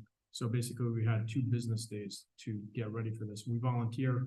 We've mentioned before how we want to hear from everyone. We want to thoughtfully review everything in time for a meeting. We also received 2 emails from folks who couldn't be here, residents that couldn't be here today when we sat down. I've read those. We listened to everyone, and we want to take all that into consideration. And I'd once again just encourage anyone to get us information in advance of the meeting, not on the day of, including the clerk's office. There was reference to the U.S. Secretary of Interior standards in this Historic Commission initial comments, which if they are made part of the record, I do think that the applicant should have been notified as well when those came in, so that they could have been prepared to discuss them, these comments, which are 1 page. And so this is what we received. Okay, the Warren Historic Commission indicates that the new building should be better conform to the U.S. Secretary of Interior standards. Mr. Atwood then went and looked up those standards online. There was public comment about how those are available online. I want to be clear for the record that I did not look those up. I have not reviewed them. I don't dispute that they're available or that they're authentic in some way. Unless the solicitor tells me otherwise, I do not consider those to be binding authority.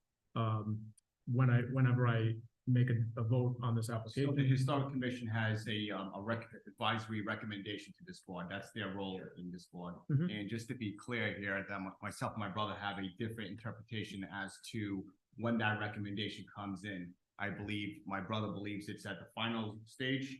I think I'm following general law where it says initial comments is at this stage. The next stage is much more detailed of final comments, much earlier prior to final comment. This way, the applicant's aware of actually what is expected or what is wanted or recommended by that committee. So legally binding, no. Again, it's just a recommendation to this board. However, they were under my advisement to do a very simple comment, initial comments to this board. And if this gets approved tonight to the preliminary board, much more detailed and obviously with notice to the applicant. So I hear you saying that you and the applicant's attorney have a difference of opinion as to when they come into play, but it sounds like you're both in agreement that they're recommendations and that they're not binding. However, this board, that's their recommendation, but this board steps into the shoes of each commission, zoning, historic, building official. You have the ultimate authority. So actually, you can apply those standards toward this application. You just have now the authority to approve or disapprove that. So we may apply those standards. Correct. Okay. But may is not a shall. So Correct, but your role as the sole source, you have the ultimate authority, including, again, the historic, you step into their shoes. And that's exactly what they use to make their decisions and recommendations. okay, so they're non-binding. Is what you're saying. Correct, okay. So I want to be clear that I'm following the solicitor's advice, which, is what I had previously presumed to be true, that they are non-binding, that they're persuasive authority, and that they're recommendations. And with that, my major concerns with the proposal continues to be the parking. Adding the affordable unit increases the total number of units. And at our last meeting, the parking requirement under the current zoning is 37.5 spaces. Adding another unit at 1.5 spaces per unit brings that to a new requirement of 39. The applicant seeking. It's 25 units total, 18 in the back, 7 in front. 6 in the 2 levels, and then in the garden level, there's 1. So that's 7. 18 in the back is 25. There's no added unit. Okay, so when I questioned the applicant earlier, I was told that. So the addition of the affordable unit was not a overall net gain of a unit. Rather, it was taking a unit that was previously market rate, slotted for market rate, and it became an affordable unit. Is that correct? No. We added the 7, 6 affordable units. Excuse me, please use the microphone, speak Wait a minute, I'm not, do we want to get? Yeah. Yeah, I need to know this. The applicant can answer this question. Okay. Yes, yes. From memory, I don't have my everything with me for this. I thought we already covered this. We originally came in, I believe, with 24, and 6 of those had to be affordable. I did have many conversations at TRC, and it was intimated to me if we could find another one and not walk in with the minimum, it goes better, it looks better. And so we found one in the garden level. We met with our architect. So technically, we were required to have 6 affordable units with what we were proposing. We added an additional unit, and we made that additional unit affordable. We did not take one of the markets to create the 7th affordable unit. We have 25 units altogether now. Okay, so at the October meeting, you told us that, in the application states that under the current zoning regulations, the proposal requires 37.5 spaces. And you're seeking relief, or we're seeking relief, of 10.5 for 27. And now you want 28 spots, correct? I didn't speak personally at the October meeting. I Okay. usually follow up, and it kind of ended quickly, but we have 28 units. I'm sorry, 28 slots for 25 units. I believe it's 1.08. So we're seeking a variance, I guess, of 0.42. Maybe the confusion is this additional affordable unit. Was that an addition since the October meeting? No, That's the no, confusion. no. Okay. So we got a document today that says you created an additional unit. And so when I see that, I'm thinking. Right. Since the October meeting. No, it was Okay. a history lesson. I apologize. Okay, That got it. went way back. Okay, regardless. You're seeking basically a 25% relief from the parking requirement.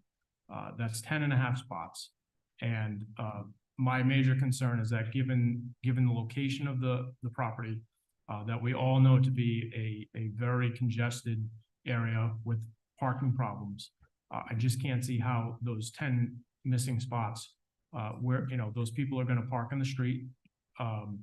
And we have to presume that there's gonna be demand for those spots. We also have to contend with Amazon deliveries, et cetera, jamming up the street. That's a big problem for me. Fair point. Yeah. Okay. That's it. So I agree with everything that everyone has said so far over on the board. The one thing that I was looking at, when you're looking at it from the west side, the way entrance that comes in on the west side of Liberty Street, based upon the current layout, you would literally be looking at like 15 automobiles if everybody's parked.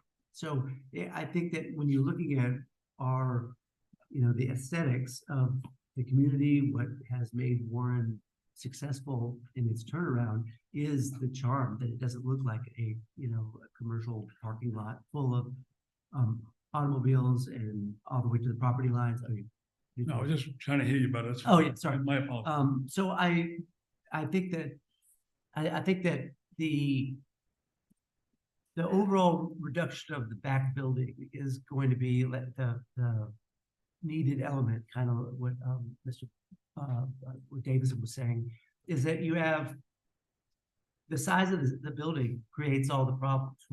Even if we were to have some variances on parking, you're still just every square inch of the property is covered in parking lot. And so if you're able to reduce the size of the back building, an actual footprint, not just sort of modify it for different use, but actually reduce the footprints that you can incorporate landscaping, those kind of, and modify the parking so that it's not parallel parking abutting the actual property line where you wouldn't even be able to get out of the car. I think that is, problematic. I think that, so my recommendation, I would be for a continuance if it was something that you guys were acceptable to, because I think it needs a sort of fresh look and some of the serious sharpening of the pencil to try to figure out what could address some of these things. That's my gut feeling.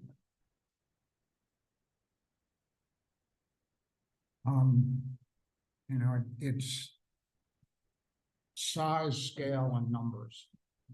The parking is in some ways incidental. it's but let me backtrack a little on that.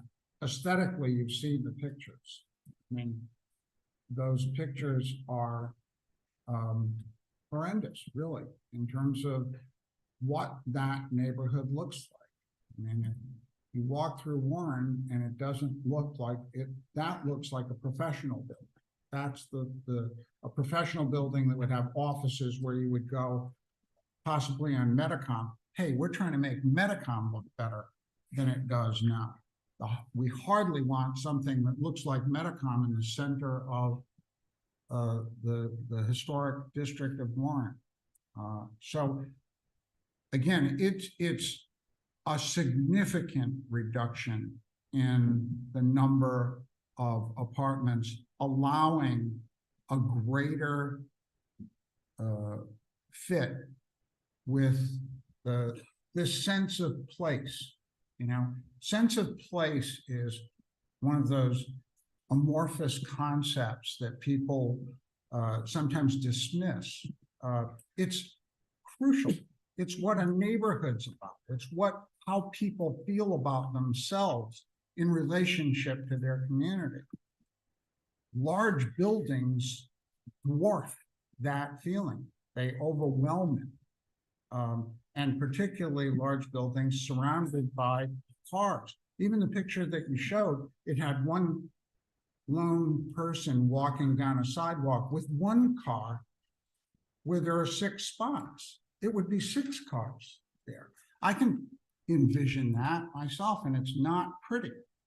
Not only is it not pretty, it's ugly. It's offensive in terms of what this place looks like. And, you know, as a Warren guy yourself, you know what you like to look at. You're not going to want to look out like the Sampsons from their front window and see a parking lot leading to a school. I mean, it detracts from the historic nature of the school. What would Slater Mill look like if it was surrounded by asphalt?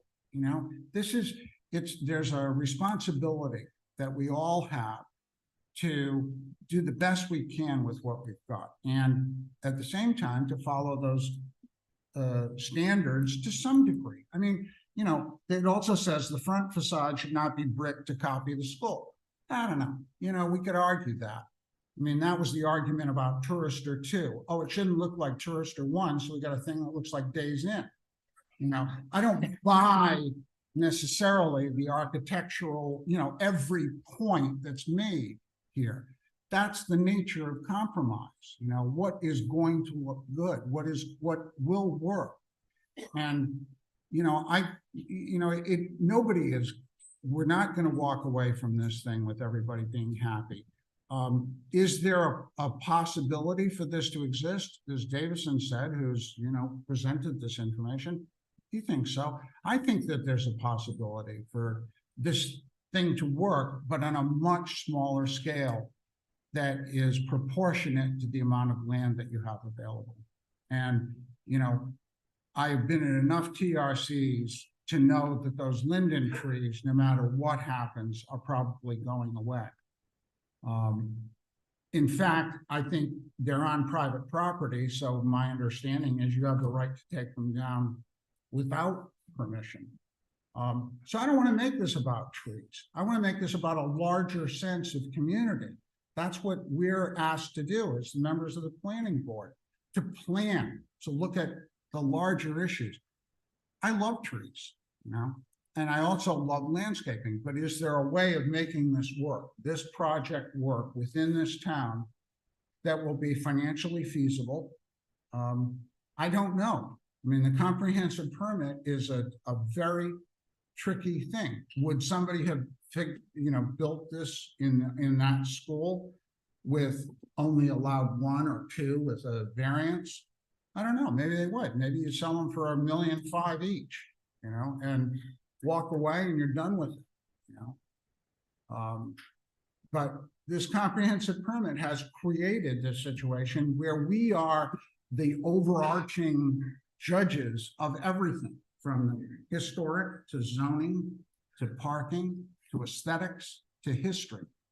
And it's not easy, but at the same time, you know, we have to take every one of those responsibilities seriously. We can't just say, it's, you know, it's the parking, it's the overall sense of this. And so, you know, that's where I am. I am, as it stands, it just doesn't work for me. So far, it's unanimous. I agree. I agree with the previous board members, and I'm in the same place. It's too large in scope. I think the size of the second building is too large. I think the footprint should be reduced to at least half of what it is, and certainly no more than the Liberty Street School itself. And I think that can solve a lot of the parking issues, and it can solve a lot of the landscaping issues just by that reduction.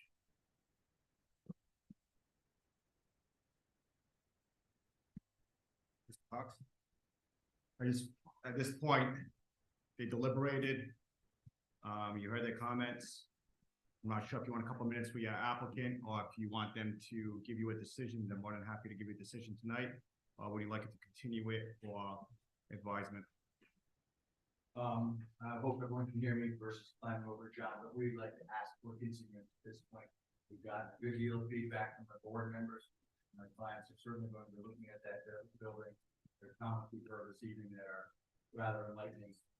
And I would ask that, as has been said, we provided you with a package on 17th. In fact, we got it on Thursday, Wednesday evening.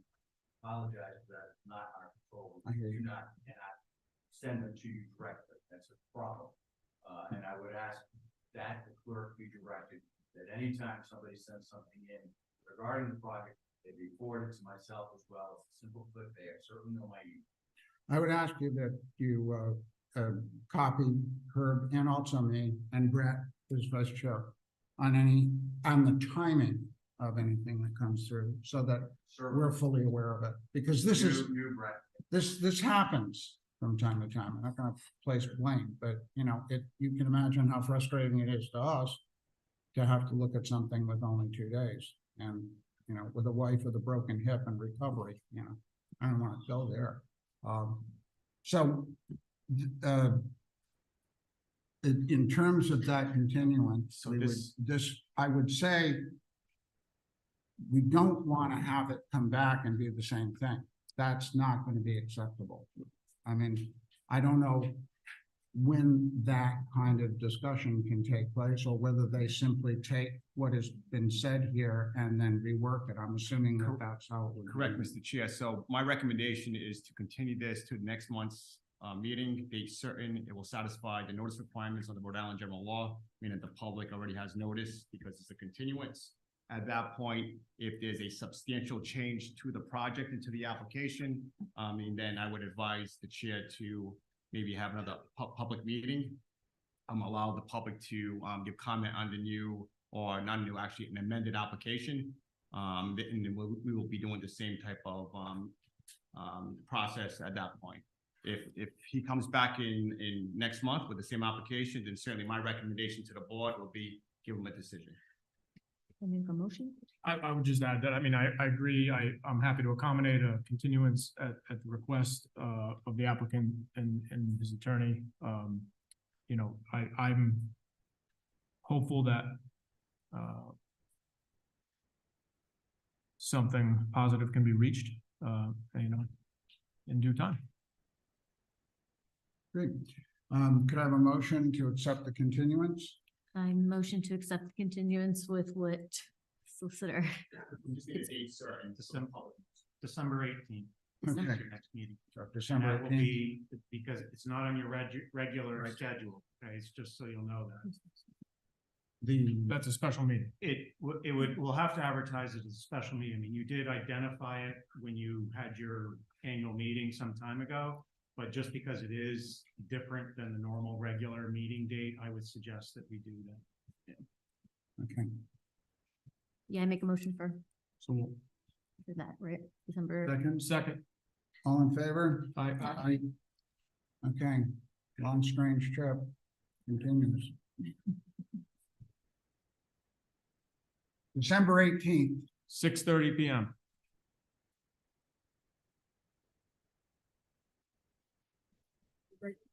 Yeah, we're gonna take a 3-minute break.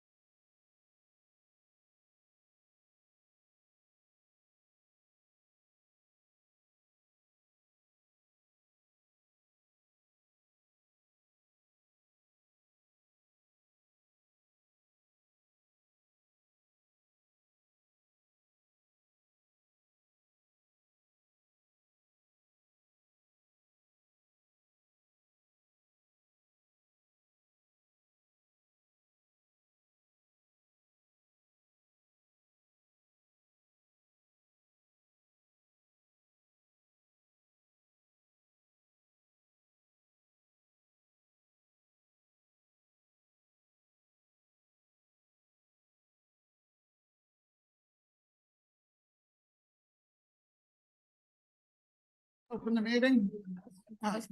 We will open the meeting now. So if you aren't here for Penny Lane, if you could take the conversation outside. Otherwise, we'd ask you to be quiet, please. Thanks. Okay. Before us is Child Street, 581 Child Street, Penny Lane, the comprehensive permit, major land development. This is a public hearing. I will tell you before we start, my sense is that we are probably not going to get to a vote on master at this point. We're going to close the meeting at 9:30 because it's nothing good happens after 9:30.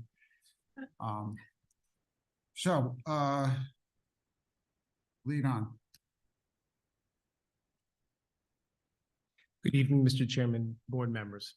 My name is Samuel Budway, and I'm here on behalf of the East Bay Community Development Corporation and the Penny Lane Neighborhood Project. I'm your MC for the night on our side. I'm just trying to make sure this is streamlined as possible and that all ships are rowing in the right direction. So first, I'm going to ask the executive director of the board to come up, and then a slew. Yeah. Mr. Chair, I believe one of you members. I have been told it's in the best interest if I recuse myself from this Penny Lane application. Oh, Ashley Medeiros, planning board member.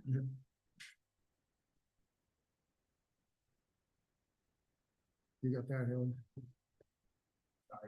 No, no problem. Okay. Yeah. Okay. And so at first, I'm going to ask Executive Director Diane Medeiros of the East Bay CDC just to orient the board and to introduce the project and the applicant.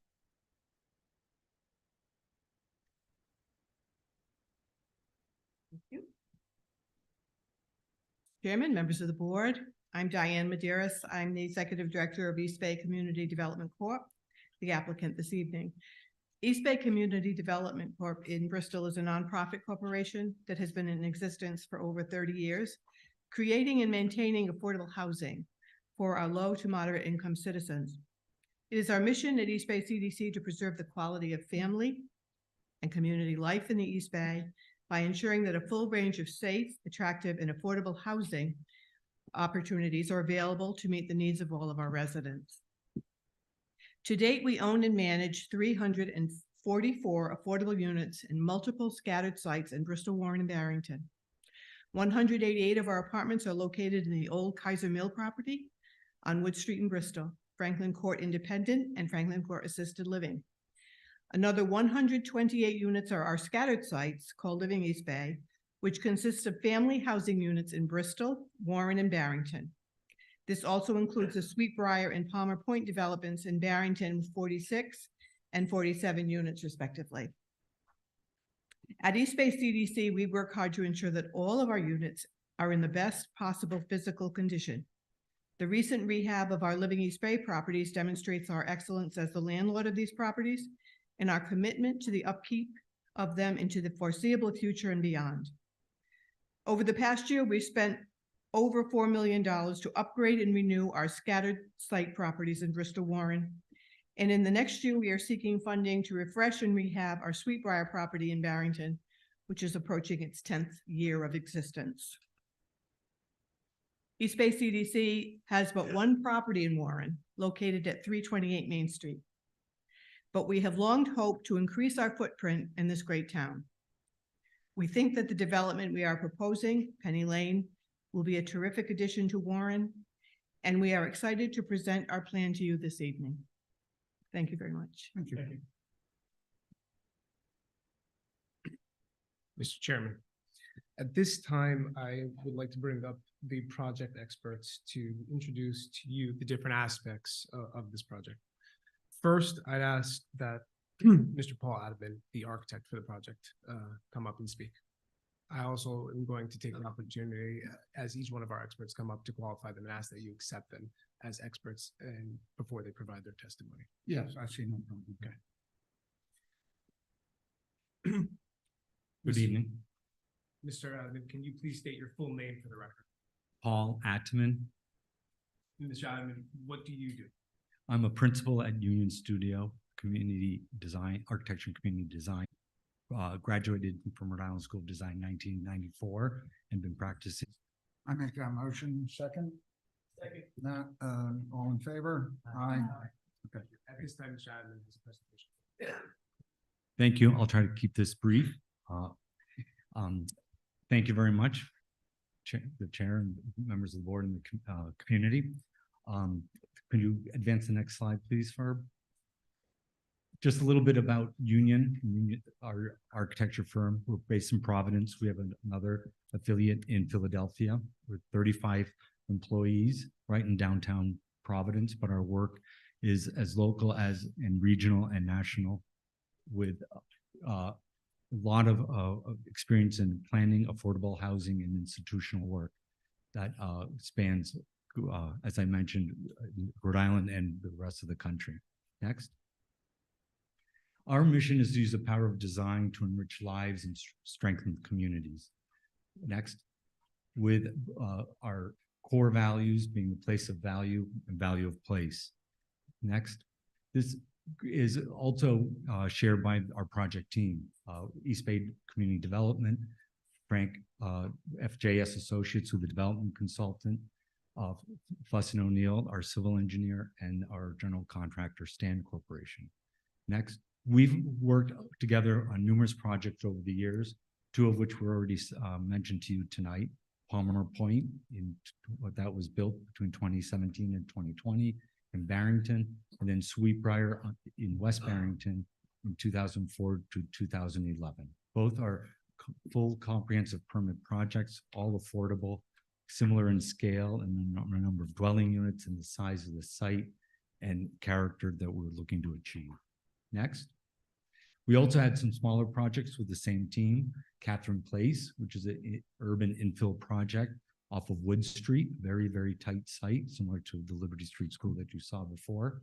And then Canes Way on Metacom Avenue, right over the Warren Bristol line. That one, it was a little different. It's a mixed income home ownership, all in one structure. Next. So that brings us to this project and this site. It's right on Child Street before you get up to the Mass border in Long Lane. There's an existing one unit, single family house that will remain and be converted to flat on flat, so 2 units. And then the 2 outbuildings will be taken down because they're in disrepair and better served as utility rebuilt. The Child Street, as you know, is east-west access with the neighborhoods of Baltimore and Milwaukee, Baltimore Avenue, Milwaukee Avenue across the street. We have Fern Drive to the east, and then Paul Court and Colonial Drive neighborhood to the south. Going back, you see on the upper right-hand corner, which is the southeast corner of the site, there's a wooded wetlands to contend with. So the next site, the next slide shows the extent of those wooded wetlands and the effect of art onto this property.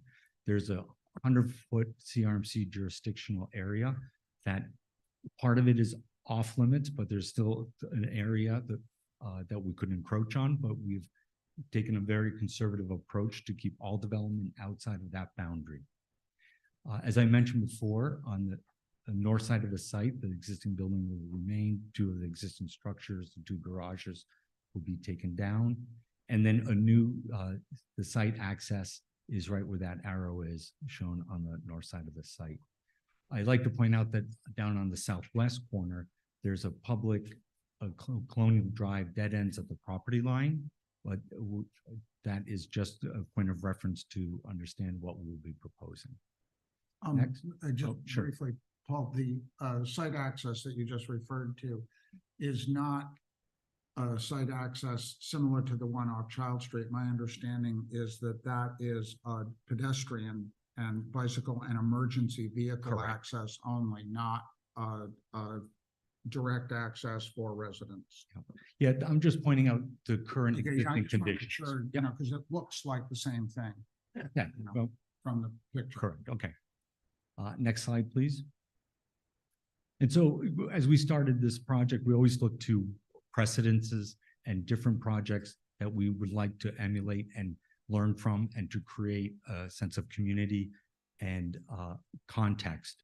So this project is in Weymouth, Massachusetts, where there's some nice front porches, two-story buildings, a clear designated sidewalk with nice tree plantings that'll grow to create a canopy and shade and coverage for the residents walking, as well as people that are in their homes and on their front porches.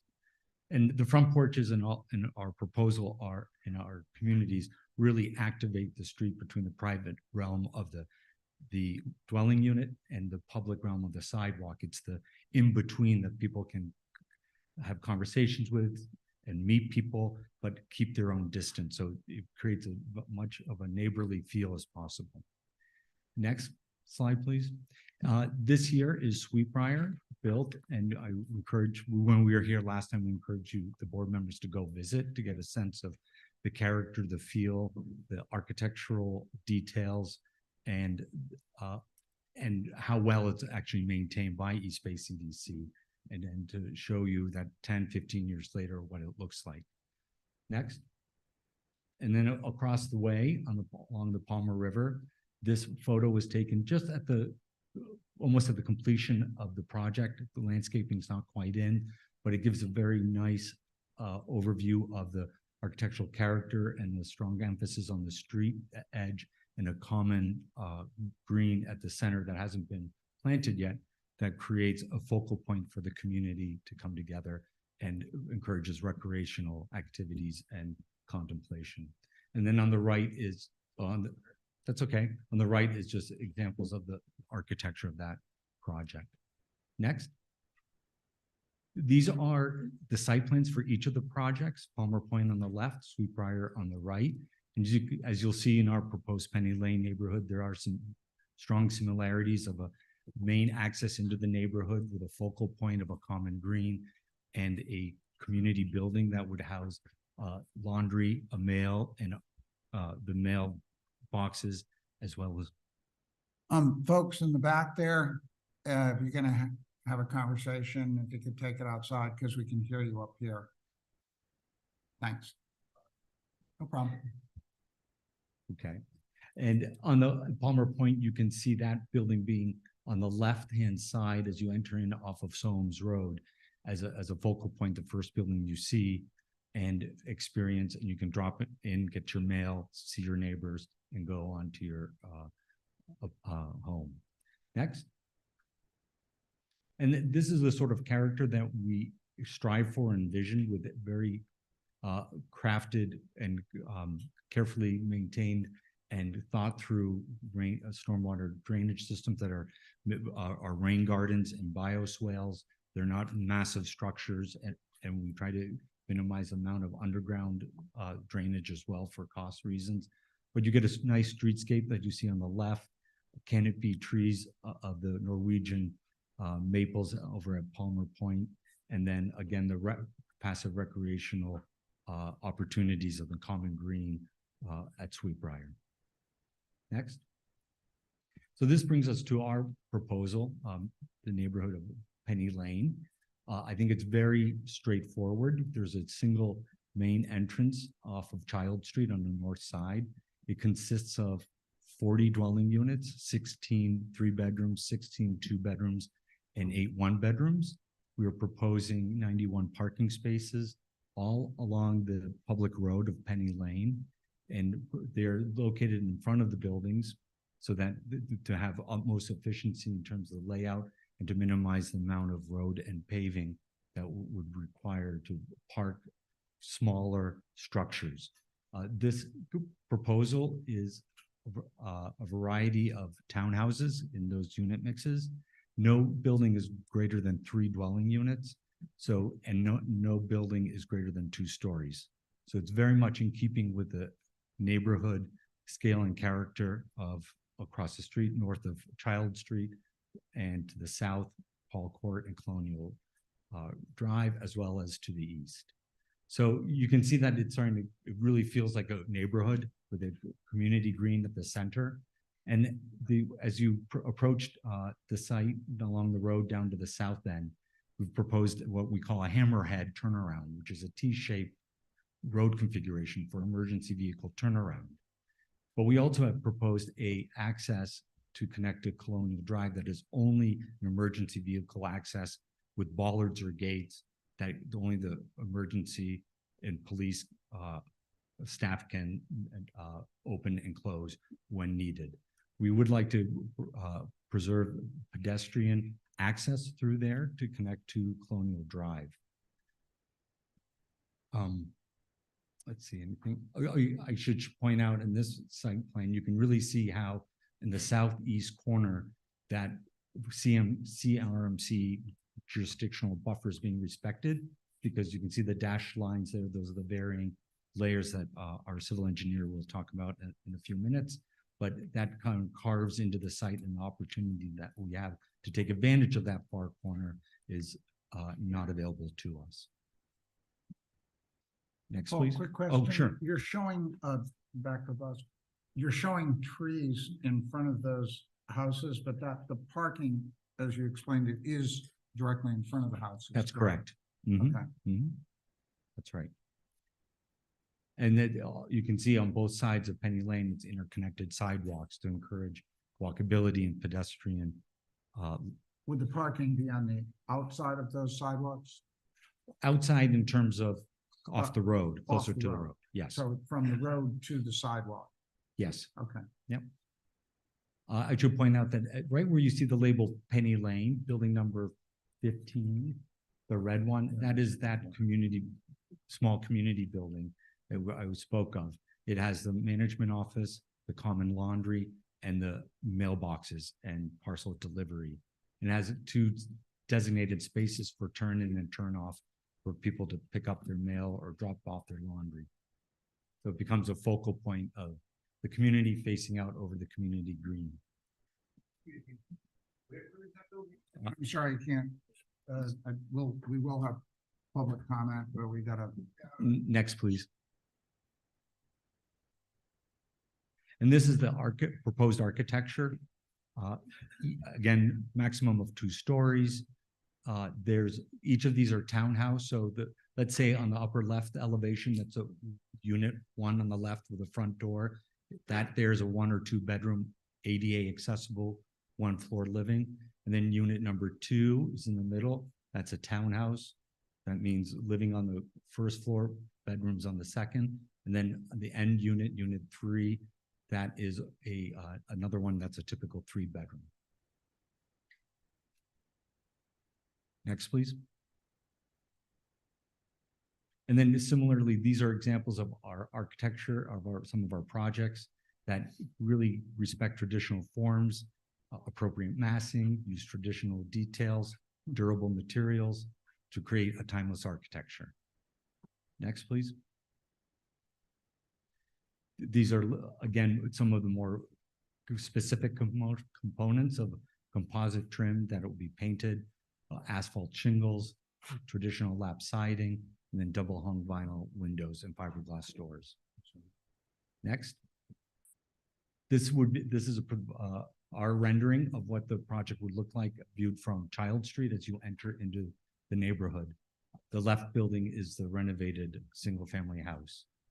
So what we're proposing also is some wraparound porches to make sure that Child Street is respected and addressed and is inviting to turn the corner and into the neighborhood. And at this time, I'd like to then transition the presentation over to our civil engineer. So, thank you. Question. Oh, sorry. On that picture there, the first 6 residences on the right, on the western side. Yes. That picture does not have any parking in front of them. Do they indeed have parking right in front? They do, right after the first couple of trees, the parking, there's parallel parking along. Parallel parking Yes. for those Yep. units. Okay. Correct. Thank you. Mr. Chairman, if I may, I also have Mr. Adam's resume, which I would ask to be entered into the record. Okay, yeah, for sure. Do we need to make a motion on that? Or? Okay. Yeah, thanks. Yeah, I don't recognize you without your bathing suit on. Mr. Chairman, board members, at this time, I'd ask that Andrew Glines, civil engineer for the project, come to speak. Mr. Glines, could you please state your full name for the record? Andrew Glines. Mr. Glines, could you please inform the board as to what you do for your profession? I'm a professional civil engineer with Fuss & O'Neill, working out of the Providence, Rhode Island office. Been there for about 12 years. And Mr. Glines, can you please explain to the board Fuss & O'Neill's relationship to the project? We are the site civil engineer for the Penny Lane project. Mr. Chairman, Mr. Glines, interested. At this time, Mr. Chairman, if the board would mind taking a motion to accept and qualify Mr. Glines as an expert. I'll make that motion. Second? Second, Tyler, all in favor? Aye. Thank you. At this time, Mr. Glines is.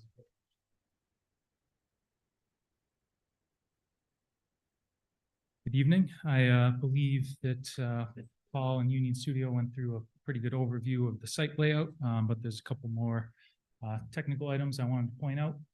We can advance to the next slide.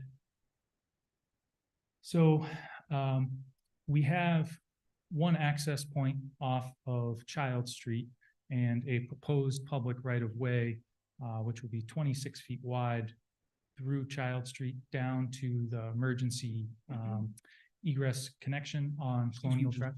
Yes. Can you open that up a little? The picture, I don't know if that's possible. The graphic, yeah, there we go.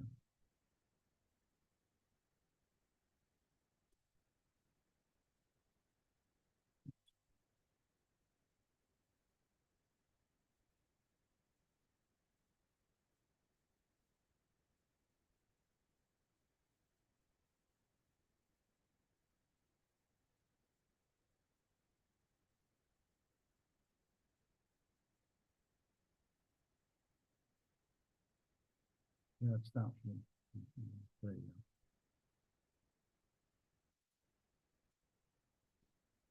A little bit more up if you can. One more.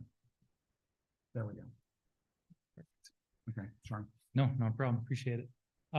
As previously mentioned, the connection to Colonial Drive will be gated. So there'll be a lockbox on that emergency personnel at the town will be able to access it. And it will be open for pedestrian traffic, but not vehicle access there. And we have the right-of-way width, which we are requesting a waiver on, is proposed to be 26 feet wide. The road width itself is going to be 24 feet of pavement plus 1 foot of bituminous berm on either side. But the proposed perpendicular parking spots as well as the sidewalk is going to be located outside of that right-of-way. And part of that reason is because the maintenance of that space is going to be separate from the town, which I can elaborate on later as needed. But the road itself, we're not asking for any variances on the roadway width or the access there.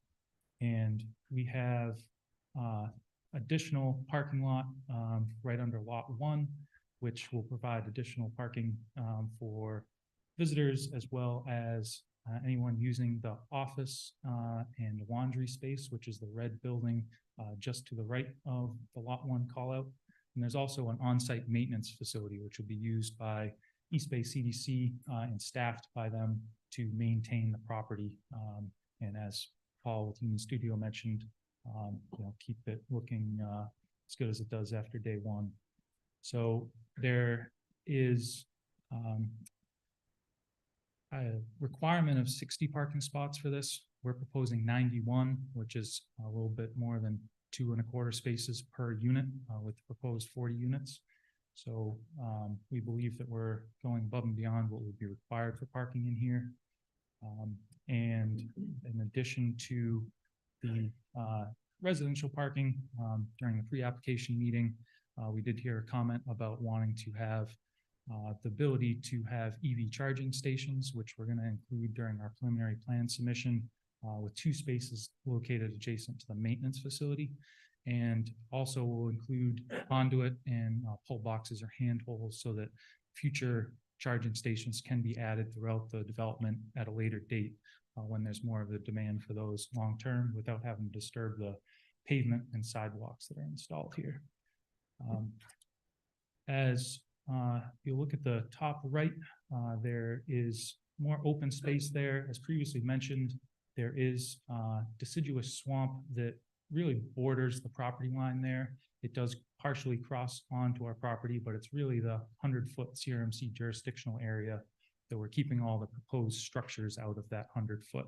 Although we could potentially get CRMC approval to encroach on that, we're not proposing that at this time, with the exception of some patio space and some landscaping. So there will be work and disturbance done in there, but the permanent structures themselves will be located outside that 100-foot setback. Through the right-of-way from Child Street to Colonial Drive, we'll have all our proposed utilities below ground within that 26-foot wide right-of-way. That will include a water service connecting to the 8-inch main in Child Street to the 8-inch main in Colonial, which we have initially discussed with the Water Authority and included that in our package.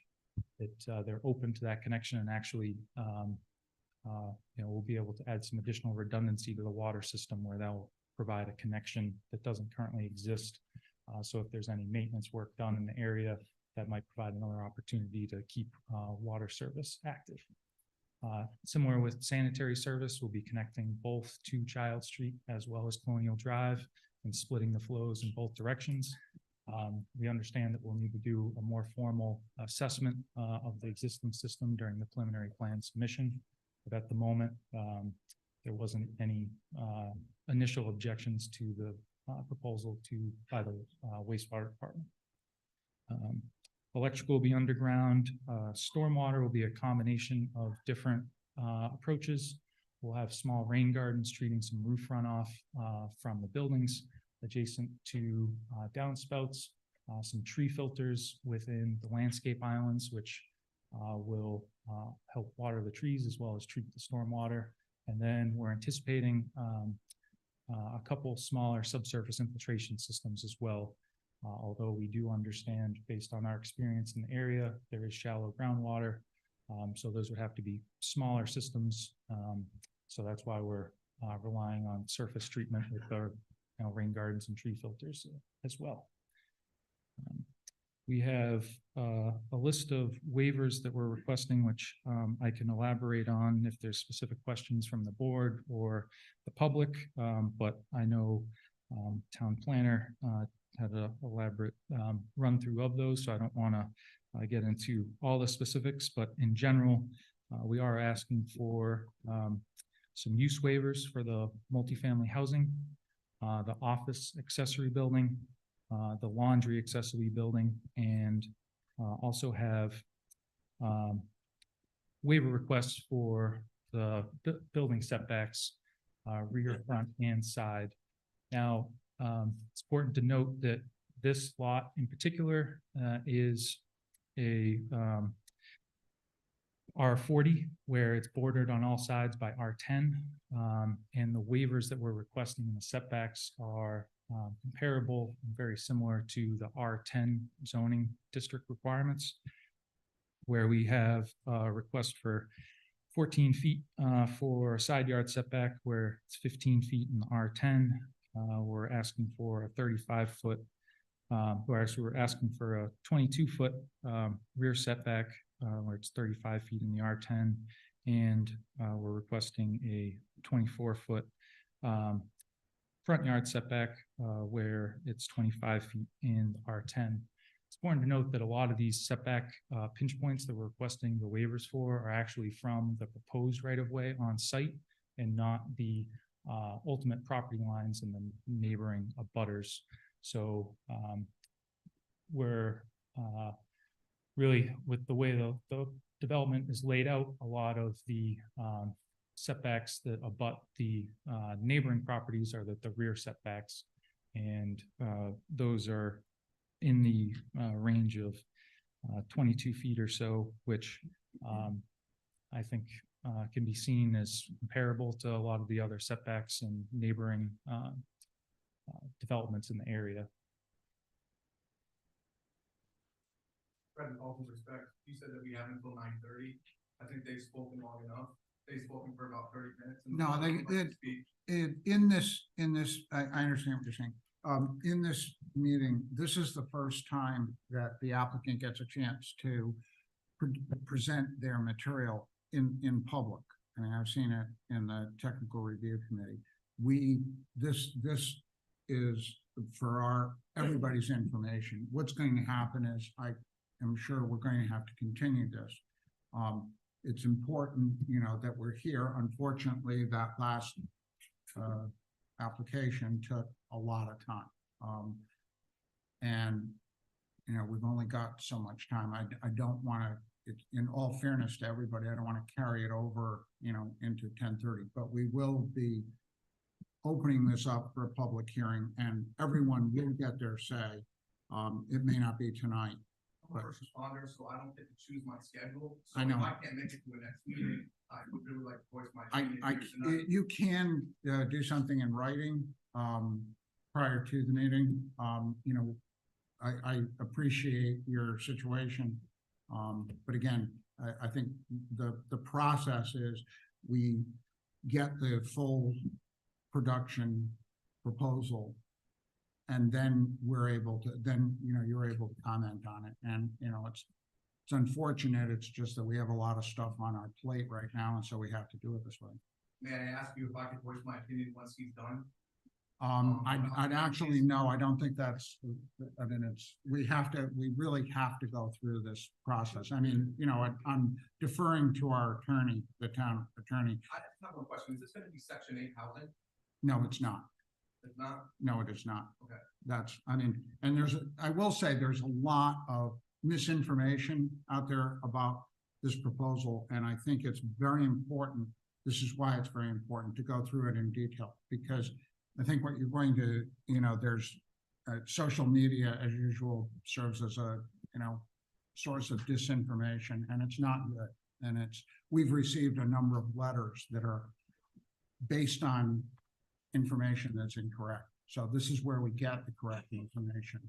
Talk about driving down Bellevue Avenue, you see mansions. Okay, we gotta, I gotta stop you. I've gotta stop you now. I do. I mean, I've explained it as well as I can, but that's it, The application materials are on the town's website, is that correct? They're there for everyone to see. We encourage people to check the website for the most up-to-date. I don't know. I mean, I sometimes ask myself that. Here tonight, just for you to tell me that this is gonna be set in stone? No, I mean, I want to be polite about this, but I mean, hey, I'm on the planning board. You know how much time I put into this, and all of us put into this. I've got a life as well, and so understand that we're doing the best we can with what we've got, and we give up a tremendous amount of time. And no, you're not wasting your time to be here at all. This is our neighborhood. These are our houses. Yeah, I understand that. And you will get a chance to speak. I'm not stopping you, but I'm saying, get the information before you speak, because otherwise you're going to stick your foot in your mouth. And you don't want that. You don't want to do your own case harm by not knowing all the facts. Critical thinking and compassion, that's what we ask for here. Okay, go ahead. Thank you. One of the last items I wanted to mention was our waiver request for lot coverage, where we're creating two lots here with the proposed right-of-way bisecting lot 1 and 2. Lot 1 has a lot coverage of 13%, and lot 2 has a lot coverage of 21%, where the zoning requirement for R40 is 15. So we are asking for a waiver for the lot coverage for lot 2, which is the one across the bottom side of the screen here. But combined, if you looked at both of those lots together in the project as a whole, our lot coverage is 15.6%, which I would say is comparable to what the zoning requirement and intent of that zoning requirement is. And although each of these buildings are 3 units, I think as shown with the architectural renderings, the elevation views, the massing of them with a two-story and stepped approach with some of the units only being one story, provide a similar mass to a lot of single-family residences with a garage where these don't have a garage. And I think looking at an aerial view, if you actually want to advance,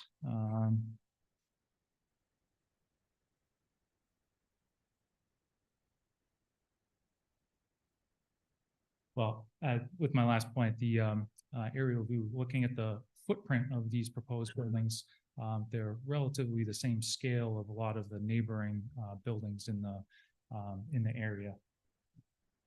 So with that, I will pass this back to legal counsel to transfer to next speaker. Thank you. Thank you. Mr. Chairman, board members, at this time, I had asked that Francis Spinella come and speak on behalf of the project. Mr. Spinella, can you please state your full name for the record? Certainly, Francis Spinella. And Mr. Spinella, what do you do? I'm a low-income housing development consultant based in Middletown, Rhode Island. And Mr. Spinella, your firm's involvement in this project? FGS Associates, which is my firm, is the development consultant for East Bay CDC. I've built Sweetbriar, Palmer Point, and most of the developments that East Bay owns and manages today. Mr. Chairman, Mr. Spinella, resume corrected. And at this time, I ask that consider a motion qualifying Mr. Spinella as an expert, accepting that to say. So moved. I'll make that motion to accept him as a expert witness. Second. Brett, all in favor? Aye. Good evening, Mr. Chair, members of the board. Francis Spinella, FGS Associates. I'm here to talk about the nuts and the bolts of the deal itself. I think, as we've heard, a question of who will be housed here.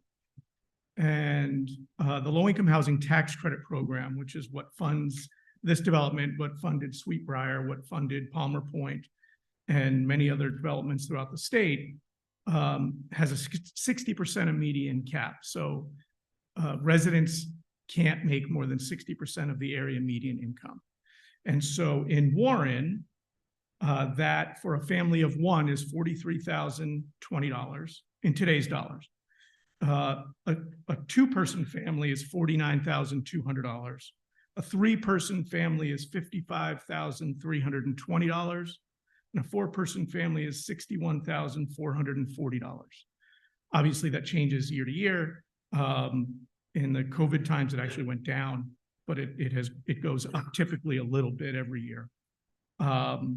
Rents would range from the low of $638 for the smallest one bedroom up to $1,075. These are net of utilities, rent numbers.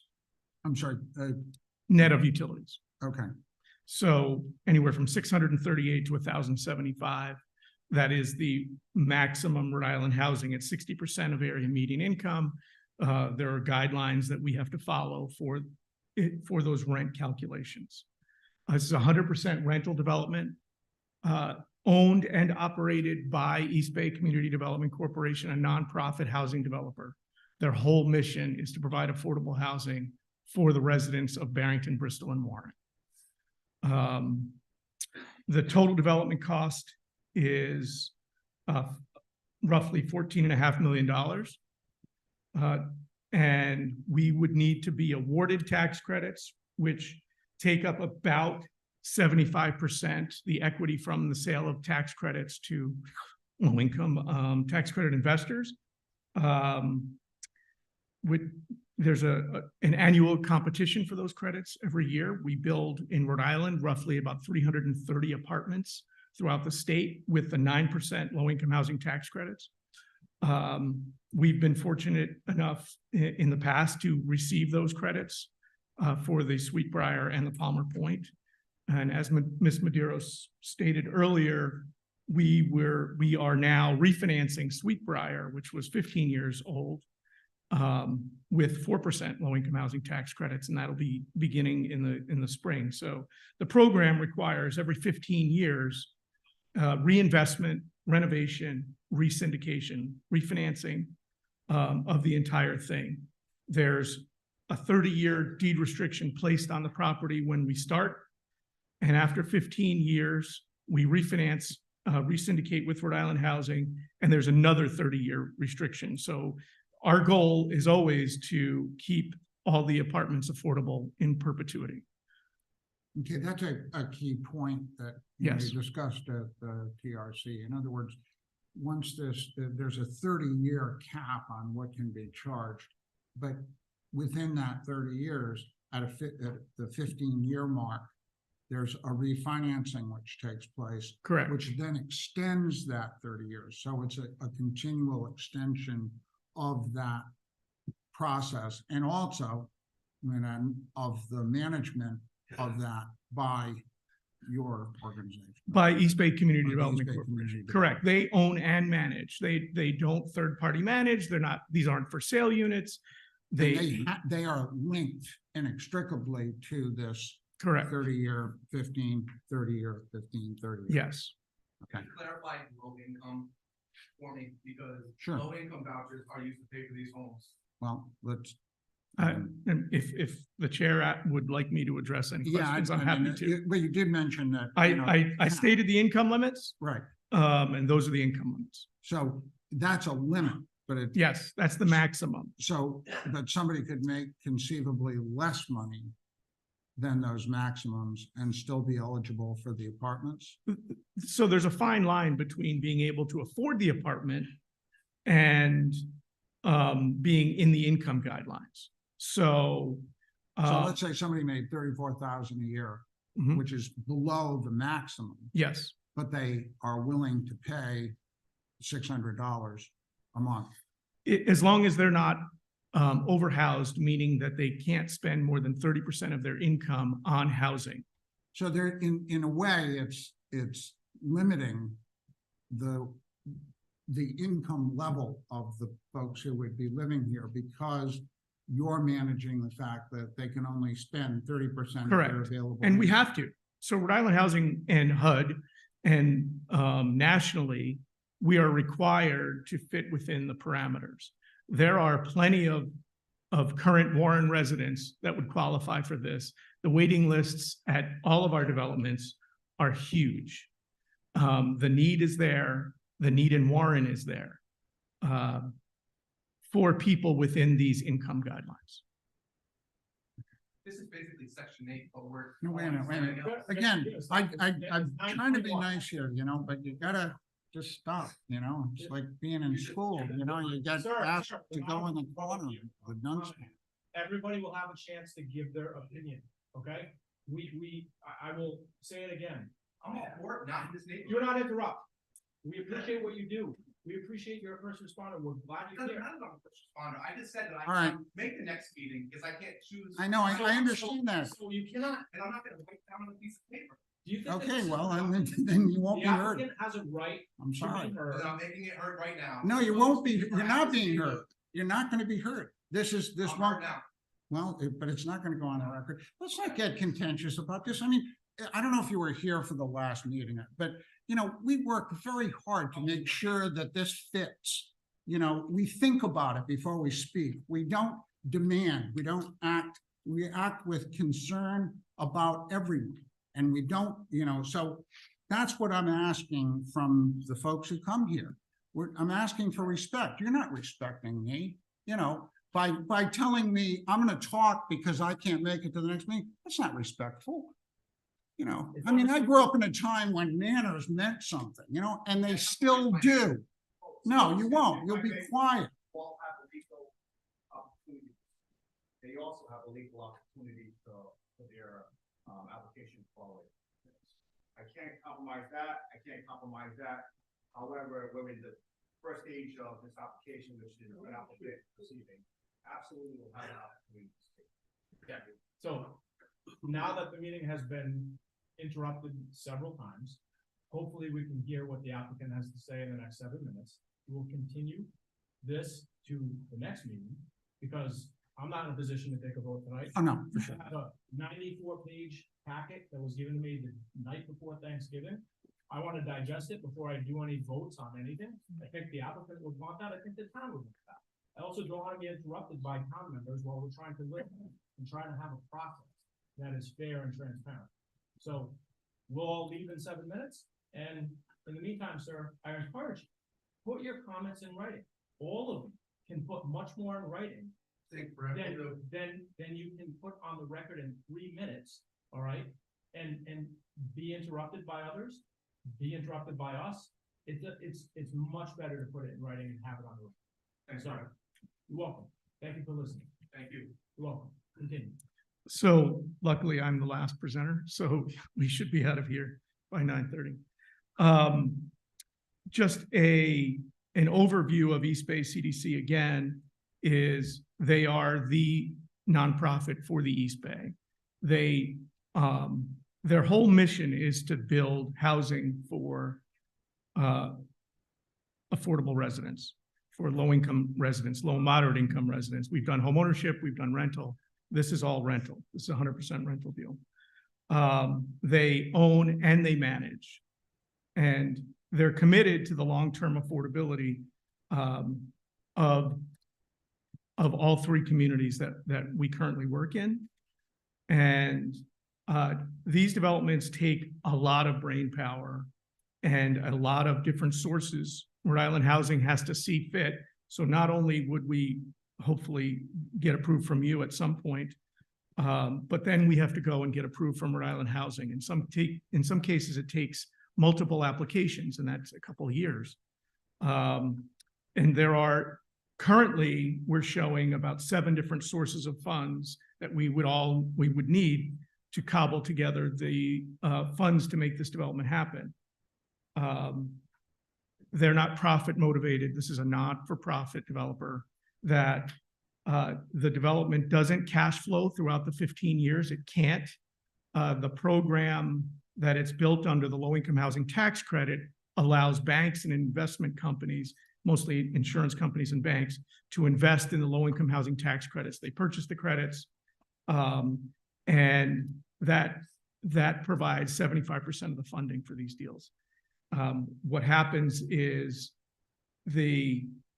throughout the operation, even though we're spending $14 million, the only real performing debt on this whole deal is about a $500,000 first mortgage from Rhode Island Housing. The rest of it is all soft funds and equity provided by the tax credit investor. So that's how it's funded. I'm sure we can get into much more detail if anybody would like to. But I don't think so. That's tax credit 101. I've been doing this for 30 years, and this is as good a development as I have worked on. Okay, Jim? If someone rents a unit and they're under the income guidelines, and they get a raise in a year or two, they exceed the max, so to speak, what happens? So East Bay is not, and the program allows for that, because even though we have to income certify upon somebody moving in, we're not in the business of putting people out. Okay. So that's not what we do. Okay. Any other questions? Not this much. Yeah. I appreciate the concern here. I